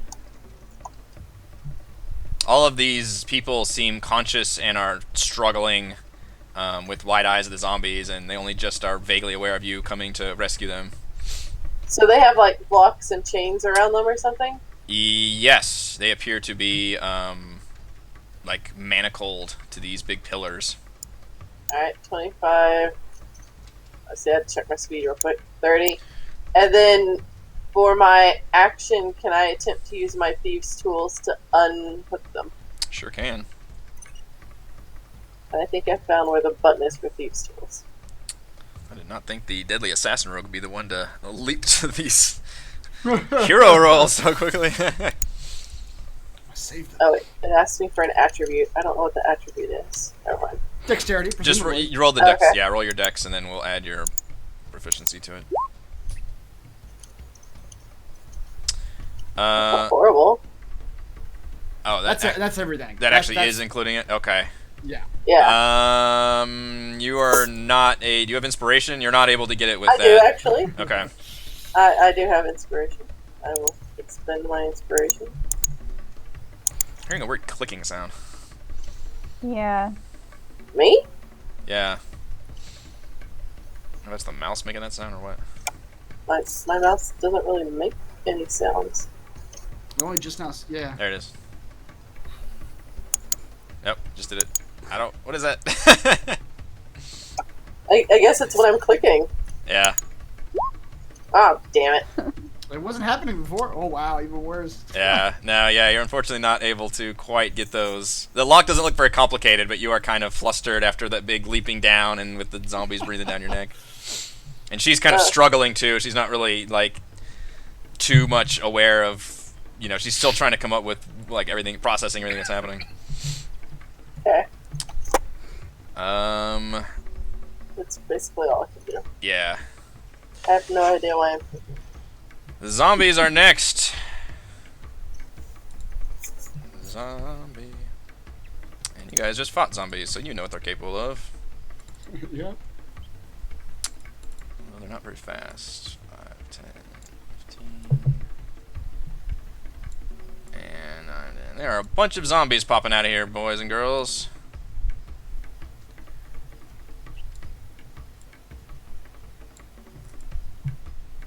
Alright, they all, just a horde of zombies pour out of these two sides. And they are initially fixated on the chained up prey. Go left to right, attacking this poor soul here. Shit. That zombie is going to miss. I had the wrong thought process. That one is going You're to in the hit. middle of a zombie horde now. Yeah. Alright. This zombie slams this person against the wall until blood comes out of their face. Wherever it comes out of. And yeah, he's not looking good. The other zombie will attempt to attack Annette, but he needs to make a... Wow, that was lightning. Wisdom saving throw. Zombies are not very wise. Ooh, I don't know what her DC is on that. That might be relevant in a second. Let's see. Wow, Boy. 17. Alright, what is your saving throw? Oh, it is not. Yeah, 17 actually does beat the saving throw, so the zombie gets to attack Annette.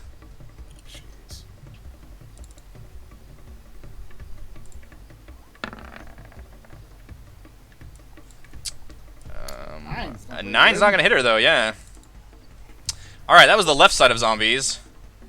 The right side of zombies, this one actually will attack Kaless.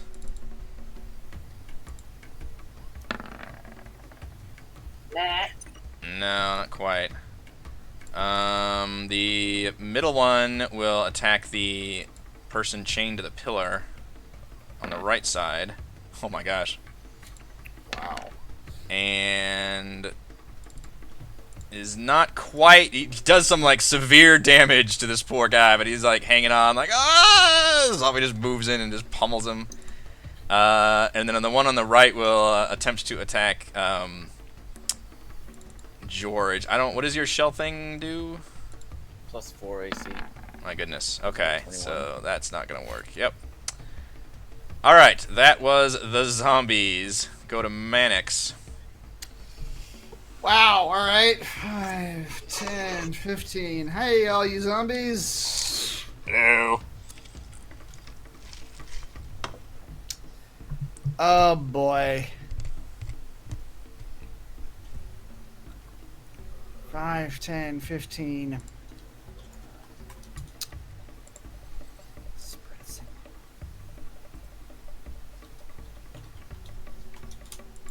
Dog is now hiding under my blanket.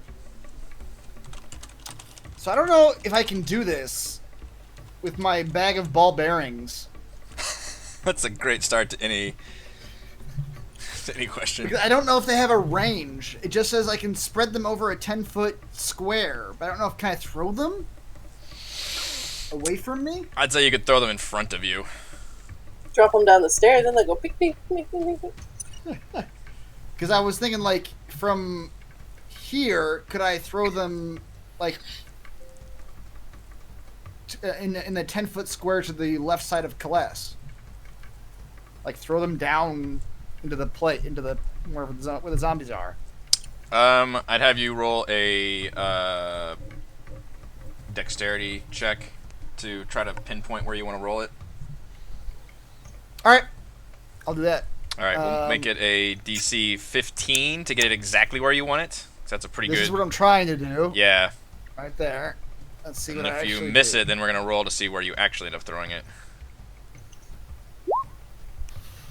That's not right where I meant to throw it. That's not great. All right. Roll a 1d12. Oh, yeah, I got inspiration. Let's try my inspiration. Okay, yeah, actually. do that. I was gonna do the clock faces before we for. do that. There we go. Okay. Use an inspiration finally in this combat round. Yep. I used mine. Yeah, Just didn't that's go what I'm well. saying. You all are using your inspiration finally. Okay. Okay, so I throw a And batch of what do those ball do? bearings Can you down. click that, or does that have? You can't click items, unfortunately, from this No, that's a bummer. thing. But I've I got the can- compendium. As an action, spill these tiny metal balls in their pouch to cover a level square area that's 10 feet on a side. A creature moving across the covered area must succeed on a DC 10 dex saving throw or fall prone. Okay, so if they move through it, they have to roll a dex saving throw or fall prone. Yep. Okay. All right, that is an action, right? Yes. That's all I'm doing. Okay. Theron, no one has attacked you. They don't seem like they are interested in coming up the stairs at all.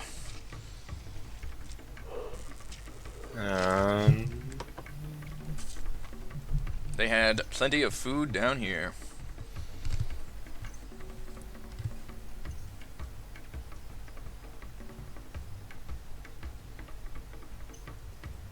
Okay. Okay, how would you... Are you taking the stairs? Are you going to jump down and take the damage? Do you want to make a... Took the stairs. Okay, roll a dex saving throw, please. Why is that? Same reason, George. If you're just taking the stairs normally, they are very crumbling and out of shape, and you are prone to slipping. Or you can try to roll an acrobatics check to... Wow, that's a great dex save. All right, you are able to dance your way down those stairs.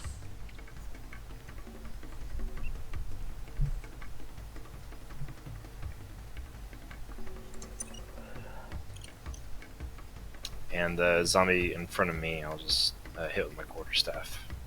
Yep. Hey, you know, zombies, pretty bad armor class. But we have learned that Theron is even worse at swinging a stick. Confirmed. Confirmed. Confirmed. All right. Theron loves nature. He doesn't want to break his stick. That's right. Yeah. Holding the punches. Pulling the punches. The Viplo up here is still screaming, "No! Stay away! You'll ruin everything!" And he is fixated on you, Kaless, since you were kind of down there first, especially trying to free the captives. And he will throw a firebolt in your direction.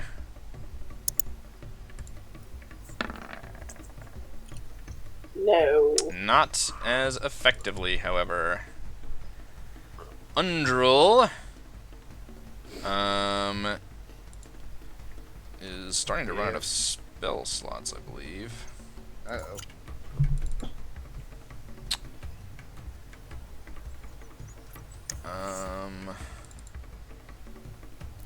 She will just fire a sacred flame at the nearest zombie, which is probably the one that you tried to attack, Theron.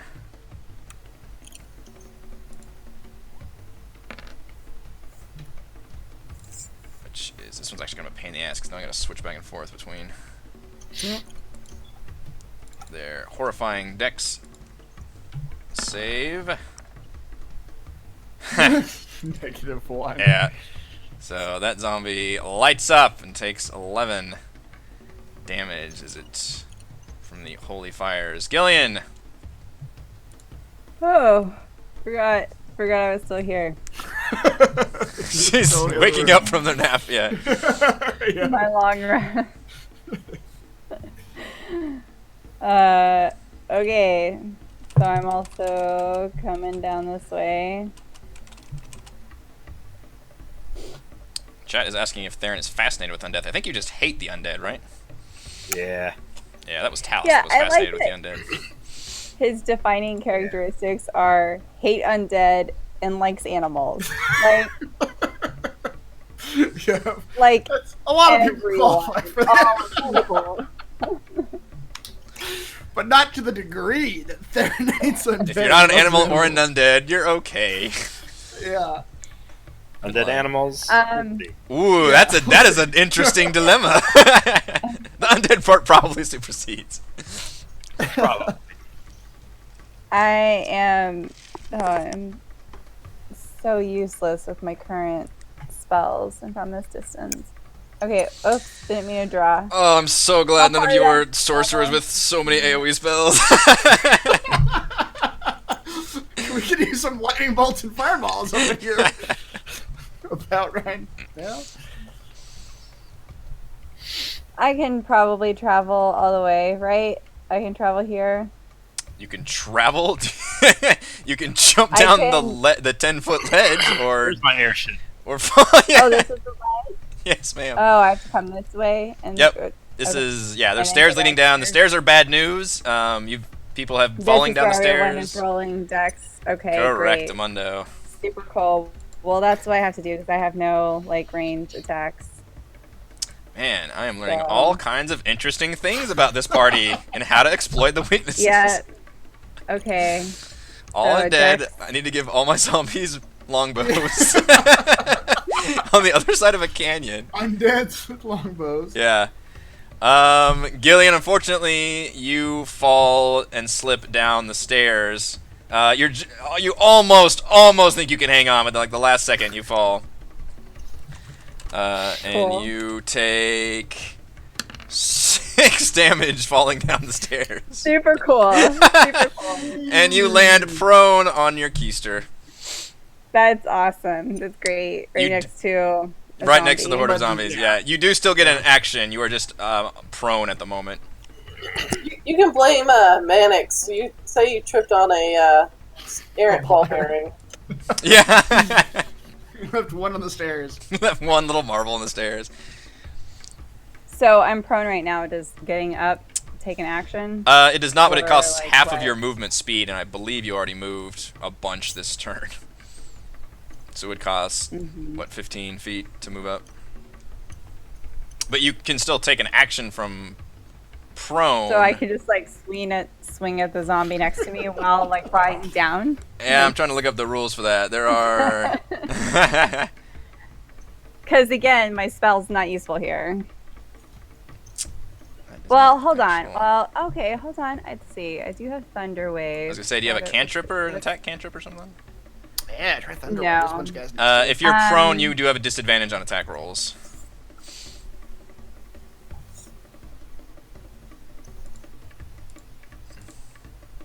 Thunderwave could be good, although I think you hit everybody. But, I mean, as the DM, I'm always in for that. But 3 zombies with it. Hey, So Thunder hey. Wave is a 15-foot cube. And they gotta make a Oh, I'm loving that. saving throw. So I'm gonna do that. Well, no, but that is like everybody. She Everybody falls down the stairs, looks up, and is really thinking about just... Yeah, Okay, I'm not gonna do that. That's that, not that cool. is pretty much everybody in the combat right now, except for one zombie. Yeah, I got that 15 feet was farther than I realized. Okay, This is a pretty small area, too. 15 feet would cover goddamn near everything. with that. yeah. Okay, so have either of these zombies right next to me, have they been hit yet? 'Cause I The had no idea what was going on. only zombie that's been hit is this one right here. Cool. Umdril Okay, seared it with I'm gonna die. This is not great for me. So, It's a good start. oh my god, I guess. I guess I'm just gonna cast Healing Word on myself again, which is so lame, but it was like a third of my hit points just coming down the stairs, and I'm right to multiple zombies. Well, these stairs have done as much damage as anything else. Anything else? That's heal yourself back up. Yep. Cool. George, you are currently in shell mode. I'm going to use my bonus action to pop out. Half Pop. my movement to stand up. Okay. Don't make the transformer sound every time you do that. Yeah. I'm just going to pop this one right here. Right in front of me. This one? Yep. Okay. Yeah, 22 absolutely hits for 9 damage. Hey, you said it's a bonus action to emerge from your shell? Yeah. Okay. That's pretty cool, though, that you can, like, get out of it and attack at the same time, though. Coalesce. Wait, was that massive damage or anything for the zombie? It was not massive damage. You're not a sneak attacking rogue. Guys, Alright. we're screwed. So I'll go with this guy. I'm not rolling initiative for Annette at the moment because she's still tied up, but she's just picture her struggling this whole time basically. And now she's starting to realize like, oh, are you here to help us? 15 hits. You 14 damage. stab at that zombie, and it looks like this is going to kill that zombie. Boy, this is a 19. Oh, not quite. Nope. I have it on roll the dice mode, and it like just tipped onto the 20 and then rolled over. And then with my offhand, I will turn around and the guy between me and Gillian. Okay. Wow. All right. Pretty solid attacks. Which will do 1 damage. 1 damage, yeah. We need to set up a separate offhand to make it easy. 1 damage.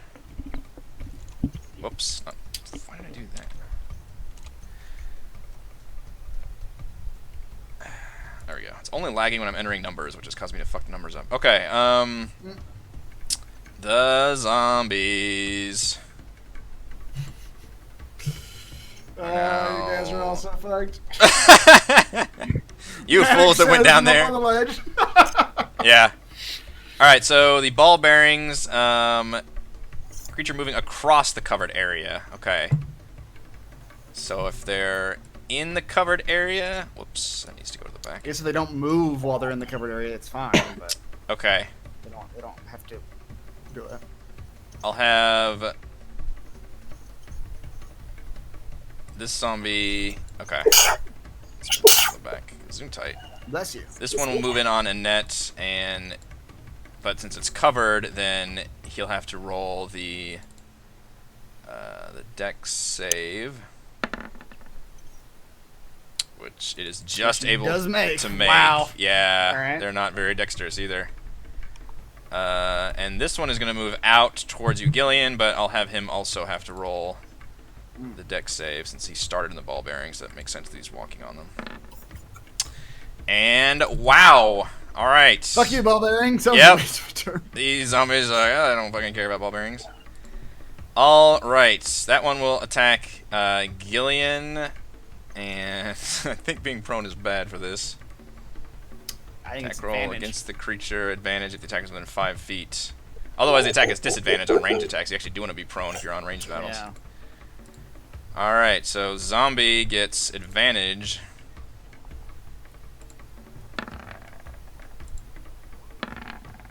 So we'll take the 16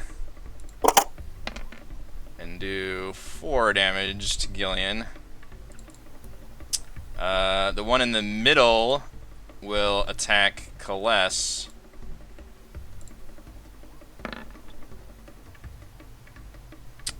10's not gonna do it. Nope. He's on roller skates.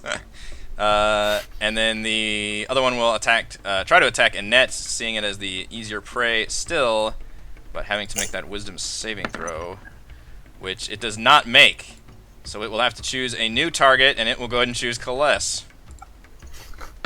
which you do have, I assume, the better armor class. She's not wearing any armor. And 10 will not hit you. All right. 2 more zombies. This one will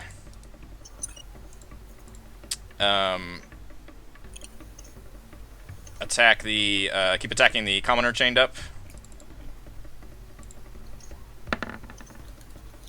And does. That guy's probably dead. He's dead. Yeah, this zombie like murders him. Ah! Mannix is gonna yell out again. Don't let the woman die. It's the moneymaker.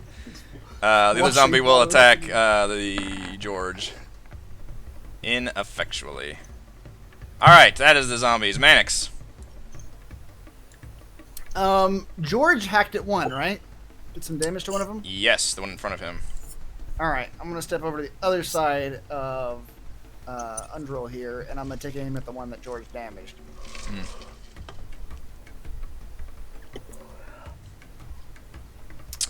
10 will hit a zombie. Alright. For 9 damage. Okay. Perforate that zombie pretty well. It's looking mighty injured compared to the other zombies, which are looking fine. Top of the turn order is Theron. Hello. Hello, Theron with his beat stick. Beating that stick all day. Alright, now with advantage, there's no way I can miss. I dare the dice. You know, To miss. zombies have pretty bad armor class. You've got like you barely. Well, you've got advantage. You've got I advantage. have anyway. advantage, it's cool. Yep. An 8 will hit that zombie regardless, though. That is crazy, though. Yes, 2 it is. 7s and 6 and- It's pretty crazy.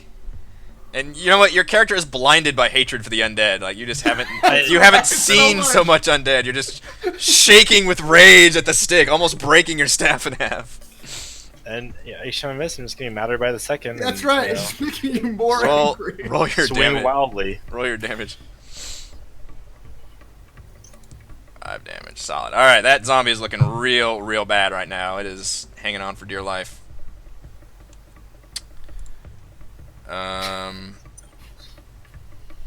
Theron, you are the closest one now to our apparently wizard friend up here. Oh yeah. we And haven't since even he, addressed the fact yeah, that he's up here just throwing firebolts down at you guys. Honestly, he hasn't done enough damage yet to really qualify him in our. Yeah, ask Theron about that. Let's see. If, Yeah. Well, those 12 looking for you? It looks fine. All right. Undrill calls out if anyone needs healing of any kind before she roasts a zombie.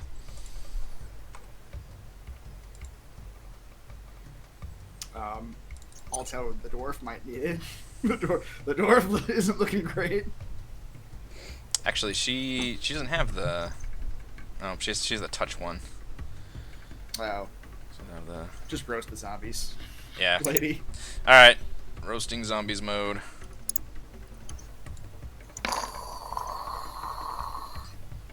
Yeah.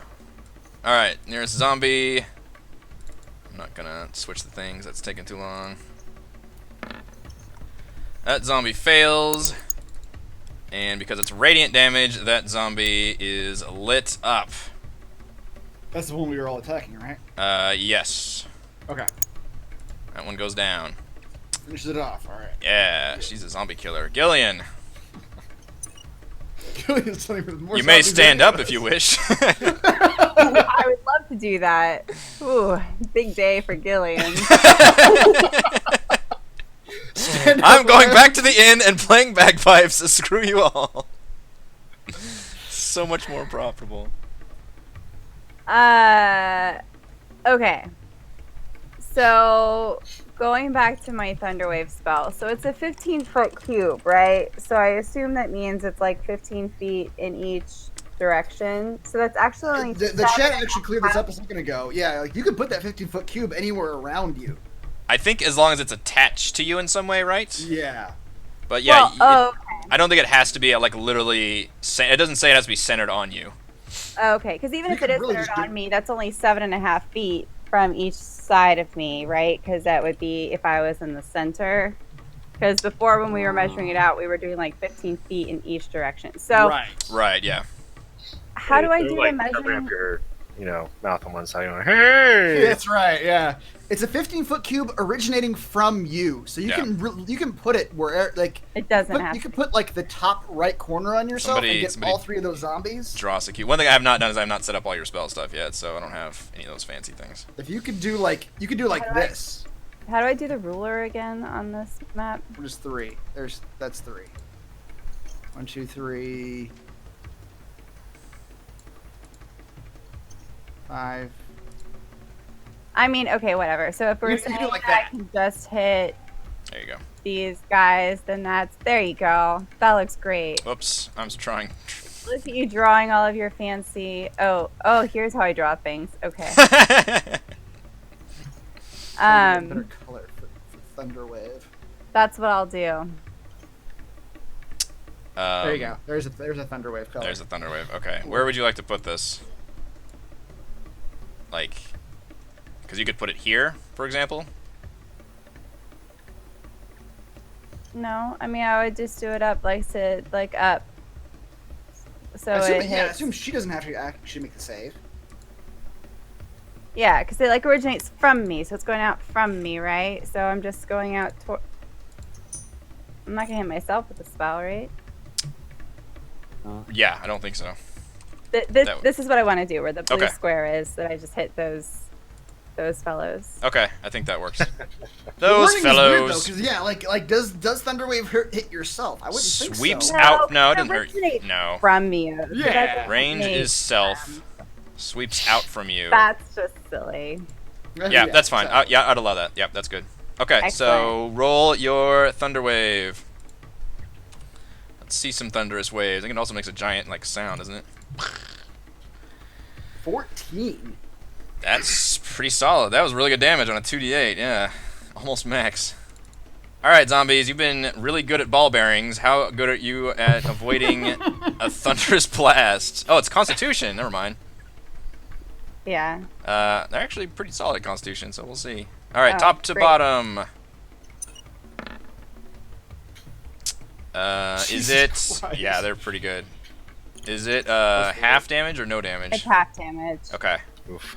It's good. Yeah. Yeah, it's not bad. Yeah, I think it's only the cantrips that are nothing. nothing. Yeah. All right, middle guy. Oh, dice. He's taking the full Nice. brunt. Failed save, it's 10 damage, and they're pushed 10 feet away from me. Ah, yes. Yeah. Okay. Through my ball bearings.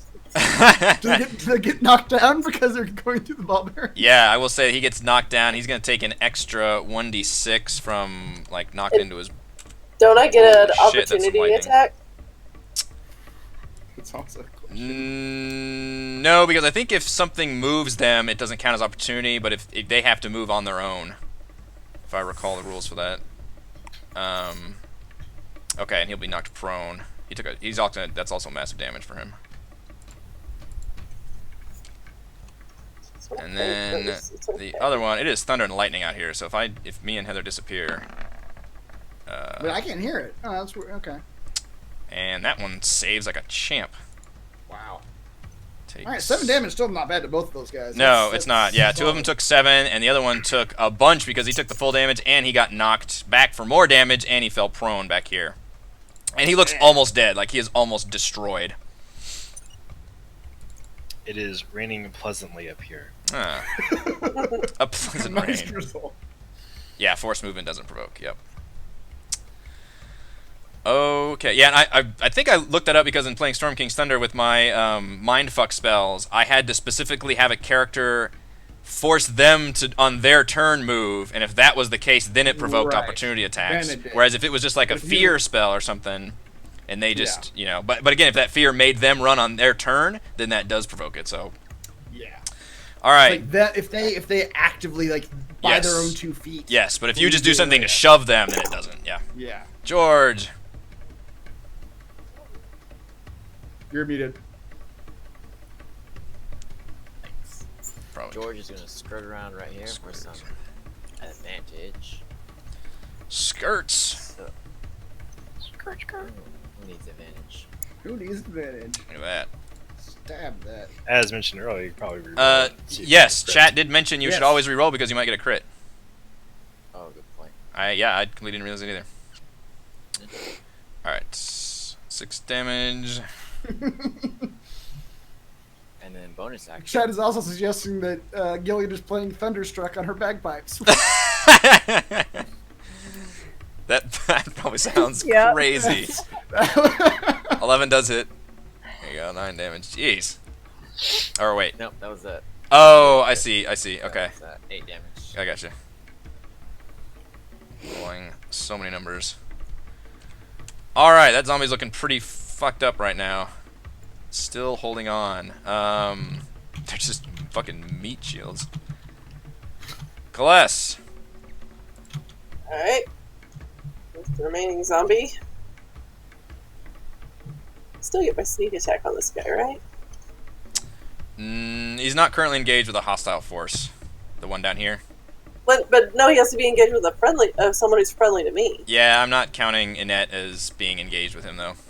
Ah! No, she's fucking manacled to the pillar. Not fighting him. She's not in good shape, yeah. Ah! The other 2 zombies are currently engaged, and then there's one back The here ball that's... bearings to get the top left one. You want to survive the ball bearings. 25 will hit. 9 damage. Yeah, that's pretty solid. And then on my offhand, 8 will hit a zombie. That's right. for 1 damage. Man, you are nailing those 1 damage. It's like slash poke, slash poke. Yeah. You're nailing that. Like you got a pencil. You're You just really want that poking 2-weapon fighting, you'd be doing like an extra 15 damage by now or something. Okay.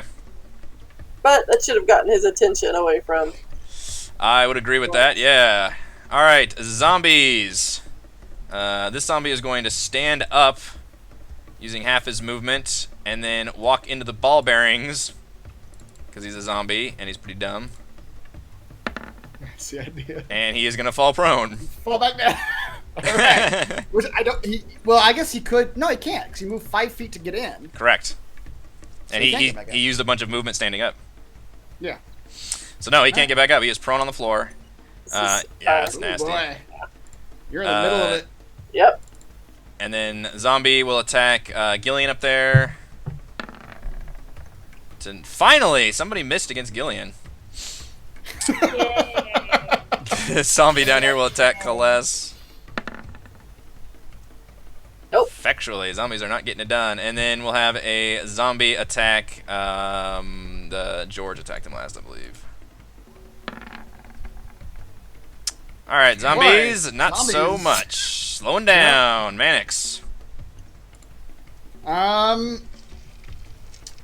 will take aim at the one that George was attacking again.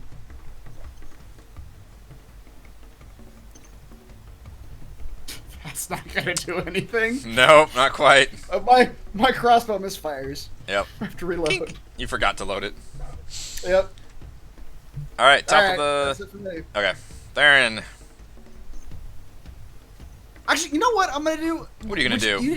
You haven't ruled on this yet. I remember Oh. asking about this a while back. Great. I'm going to try to step out of vision of everybody and stealth Okay. using my bonus action. Okay. Disappear from the field of view. All right, it's a hell of a stealth roll. As far as you know, you are hidden from view at the moment. Okay. And frankly, nobody was paying attention to you up there anyway. That's good. Great boost to my ego. I forgot. I'm sneaking away! Nobody cares. Nobody cares. Look how Like, come back on stealthy! the corner. Guys! I'm doing a thing. up Surprise! Nobody notices. here. No one notices. All right, Theron. Keeps around in a forest. Does anybody know? You think you might have seen Mannix do something, but you're not sure. That will hit. There you go. Wow. All right. Yep. No, you did. Oh, there you go. 6 damage. Oh, yeah. Alright, that's... You almost take that zombie's head off with your stick, but he's hanging in there. He's okay, Bruce. Take that undead. Yeah, there you go. The wizard, Viplo. I forget about the stupid wizard. The wizard! Right. He's just been back there just tossing firebolts ineffectually. Yeah. Well, I guess he hit you once. Let's see, what is the... You should probably be working on getting out of that corner, but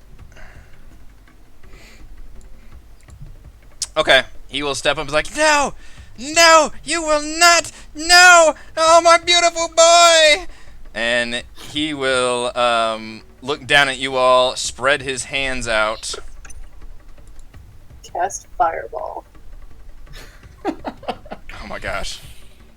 That'd be awful. That's a level Just 2. on all the things. Alright, and he will, fire will spring from his fingertips as he casts Burning Hands in a, I believe it's a 15-foot cone. And he is going to step, well, he's going to do it, he's going to cast it from here. He can't really be in the same square, but... It's like he wraps his hands around the Yeah, and he's going to launch it basically at Theron, Kaless, and Annette here. Which the Sanctuary does not save against AoE spells. And that is a Dex saving throw for Theron and Kaless. What else you got? Theron, yeah, you take 3 fire damage, and Kaless, you take 3 fire damage. Annette, however... What is her save like?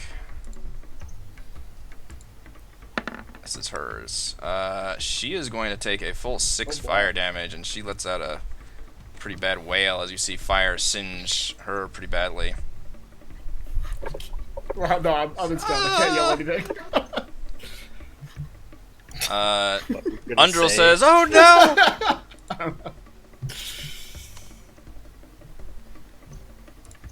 Undril cries out, "Oh no!" Because that's And helpful. she will... I'm not even sure what this exactly does, so I'm just casting it.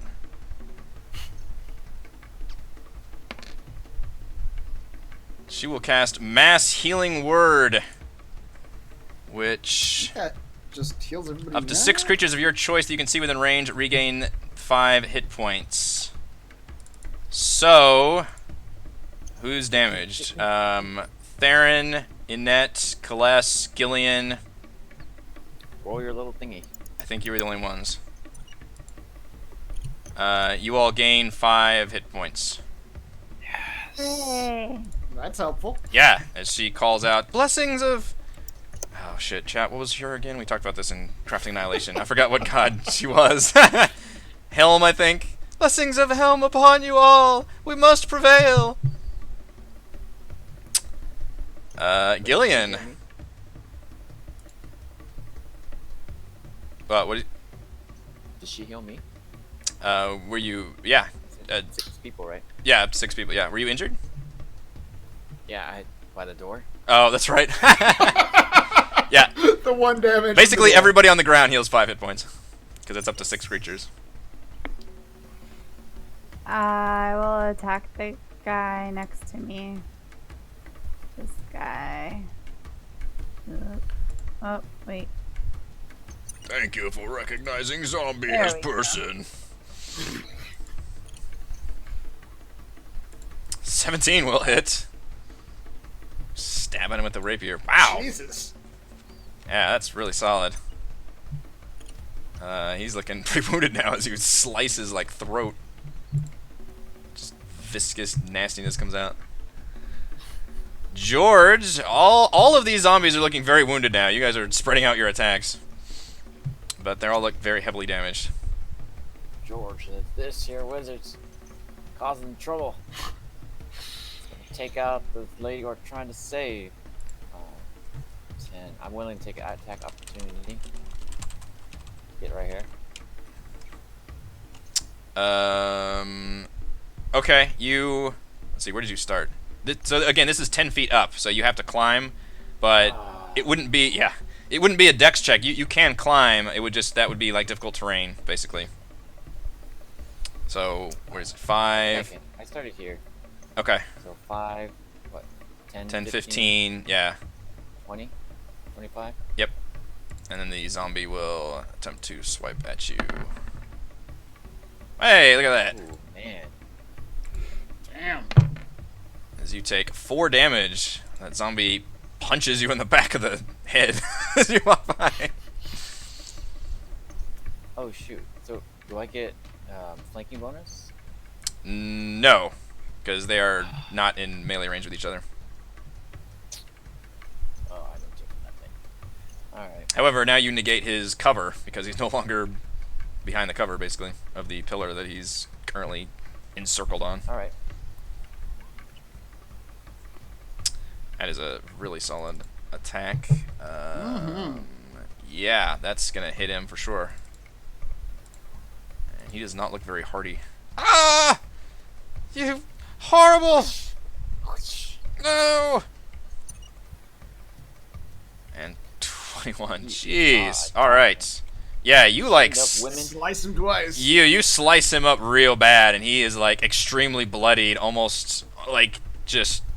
You almost fucking killed him in one volley. He's just taken aback. Like, he looks like he puts his hands up and tries to, like, shield himself, and you just fucking, like, cut through his hands. Like, ah! George yells, "Ah!" as this action surges. Oh, his action is surging! It's surging so hard. It's practically throbbing. Have you ever seen a turtle action surge? It's not pretty. Alright, with an 11, he will use his reaction to pop a shield spell with a force field. Like, he's, like, basically down, like, no! And he finally gets that force field up. He hacks again with his bonus action. Now, I don't think it gives you another bone... Does it? No, it does not give you I another don't think it bonus gives you another bonus. It just gives you another regular action. You still just have the one bonus action. Oh, but this is a possible bonus action. That's like, it's telling you total what you Yeah, get. so you get one additional action on top of your regular action and bonus action. So it doesn't give you one additional action and bonus action. Well, that was useless. I had the same Yeah. confusion early on when... Lock that shit up early. He is... Well, it tells you in Roll20. He is out of spell slots, though, now. That's true. It doesn't just Although Firebolt, it was just a cantrip, but that Burning Hands was yeah. one. Kaless. And he also looks exceedingly in bad shape now. Okay. Well, I'll still keep hacking away at Captain Zombie Dude. Captain Zombie Dude. That is definitely a hit.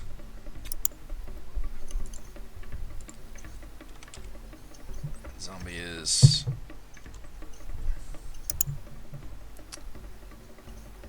Yes, because I believe multi-attack is the action. 11 will hit. Can you roll the 1 damage again? No, I can roll Max 4. damage, yeah. So I did 10 total damage. Okay. That zombie looks almost completely destroyed. For the love of goodness, how many friggin' hit points? Yeah, do you these have? things are meaty as hell. Alright, zombies. This one will stand up and attempt to walk over the ball bearings. Go ball bearings. Can it do it? No, it falls again.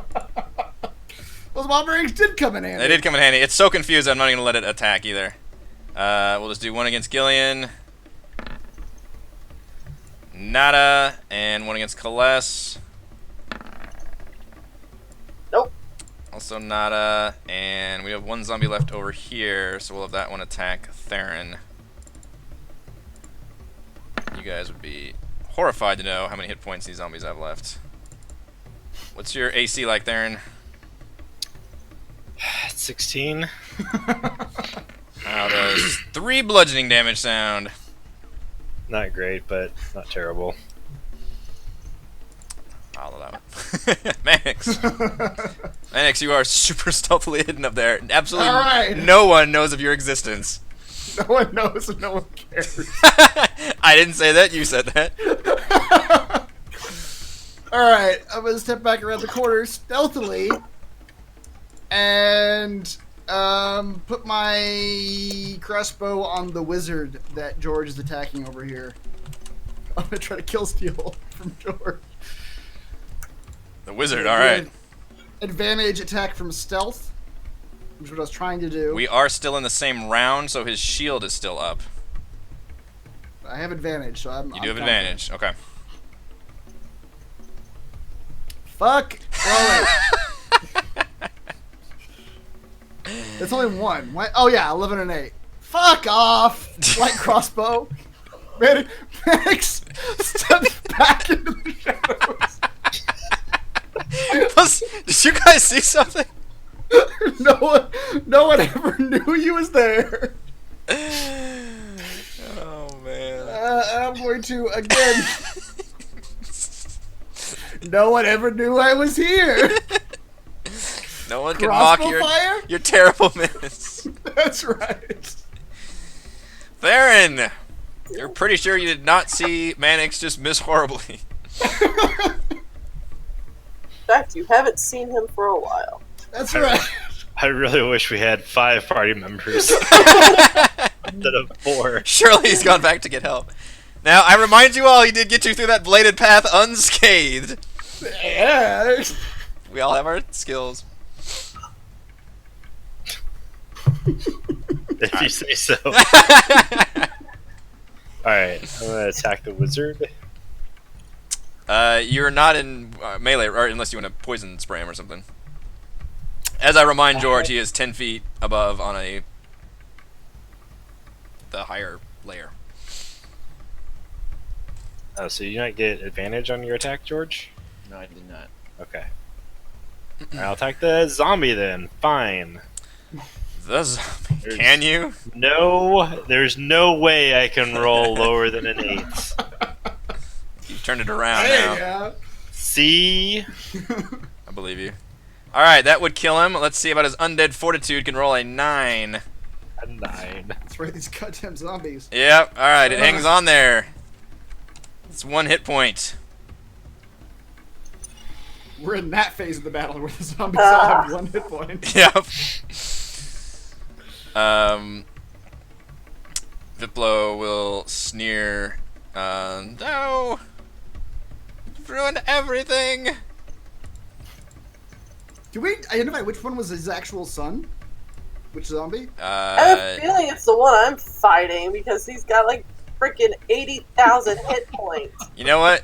Just for funsies, we're gonna say it's the one that's been that got blown away by Gillian, smacked against the wall, and then has spent 2 rounds just falling up and down the ball bearings.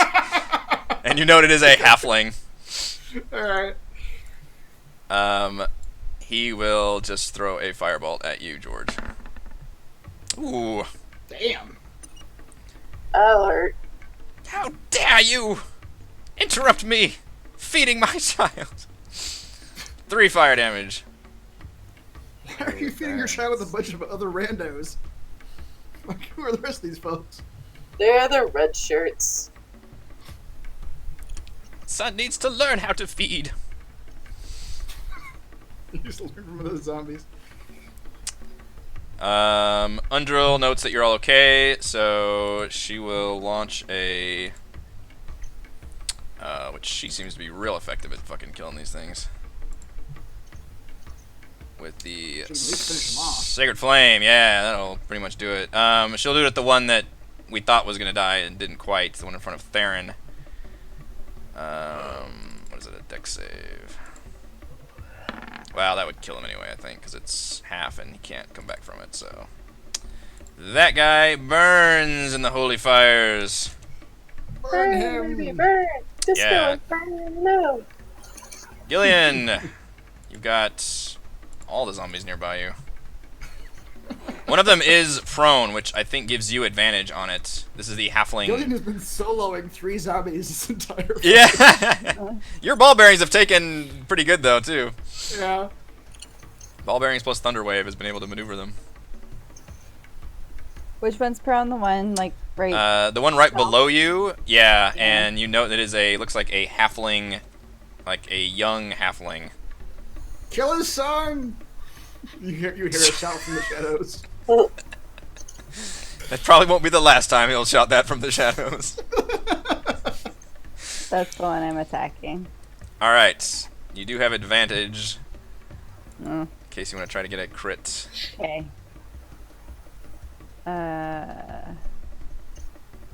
Close. All right, 9 damage. He gets to roll his fortitude, which is a 14. No dice! Zombie child is down, and you hear Viplo scream, "No!"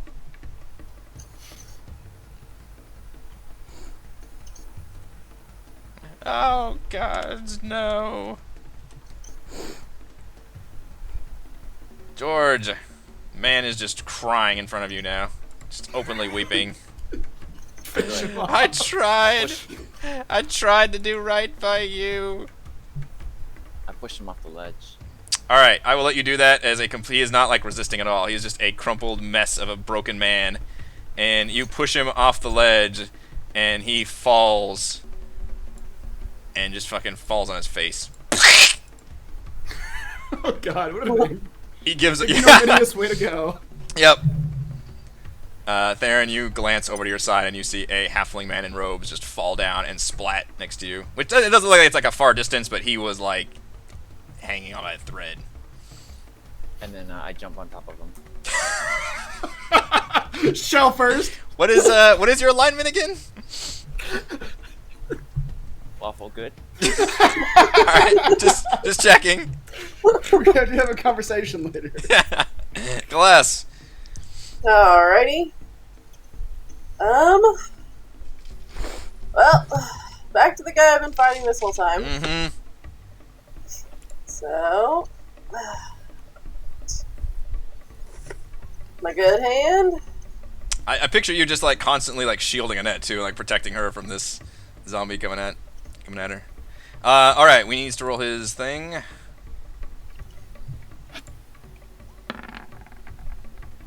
But he makes it to 1 hit point. Try again. Yeah. Which is 2 damage. Yes. Okay. So his DC is 7. Yes. Which he fails! So that Dagger in the zombie... eye. Yeah, you made the... Yeah, you stab him, like, "Ugh," and he looks forward, and he looks up, you're like, "Argh," and then you clink him right in the eye with a side dagger. No one expects the side dagger. Alright, 1 zombie remains, and it is still attacking Gillian. And finally connects. I think.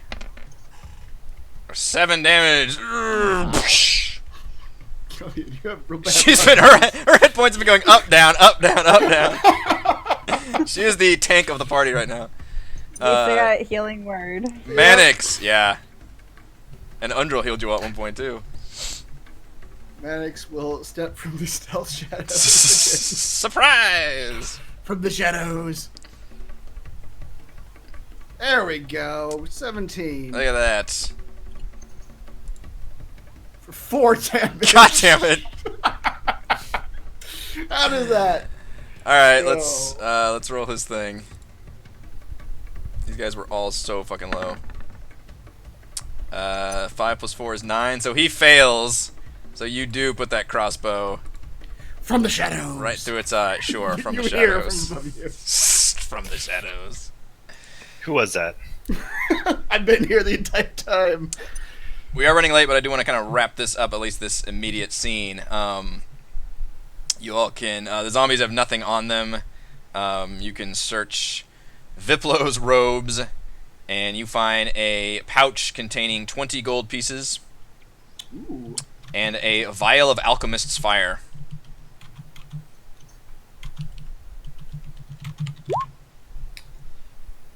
All right. And the 2 other people on the pillar are super dead, but Inette is alive, slightly singed. I will take that alchemist fire if no one else is going to take it. I'm going to need all of the like one-use things Yeah. in combat that I can get my hands on. It should be in the companion. It's basically a grenade. Like you throw it and it does like Yeah, just yeah, fire exactly. damage. Yeah. 'Cause my basic attacks aren't going to hit very often. This was your decision. Why are we being punished? That's a good question.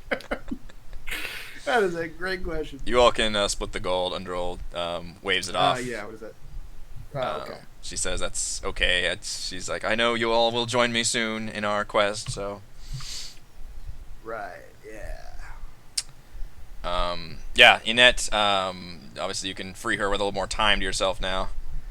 And she introduces herself, that is Inette, an acolyte of the Temple of Savras. She explains that she felt bad about Viplo's son, who had apparently been trampled by when a Triceratops ran amok among the pens last year. And his father had spent everything to afford to raise him. But then last week, his son had started degenerating, as if cursed. And since the son was so young, she thinks that maybe it happened even quicker. And obviously took a mental toll on the father. He had come to the temple asking for help, but they didn't know how to deal with the death curse at all. And she personally felt horrible, and then when he returned begging for help, she offered to come with him. And she did not realize that his son had already died, and he had begun rounding up people as food. And apparently, yeah, and apparently captured some zombies, or she's not sure how he got the zombies. And she's not sure if he was either studying the curse effects at one point or what he was doing with them, and he found this whole sacrificial chamber here. So she thanks you all profusely and definitely suggests that we return to the Temple of Savras post-haste. I tell her, yeah, your head priest is looking for you right now. Yeah, she says she's super thankful for you all coming to her rescue. And I think that will do it. We went a little bit over, but I'm glad we got through this scenario. It was quite a few zombies here. So many zombies. So many zombies. Thank you to Chris, Heather, Rochelle, Raymond, and Reese for playing. Thank you to our wonderful fans for watching. Go to roguewatson.com for recaps. Patreon.com/roguewatson if you'd like to support the channel. We are live streaming our D&D adventures every week, and we will see you all next time. Possibly with slightly less zombies. More zombies!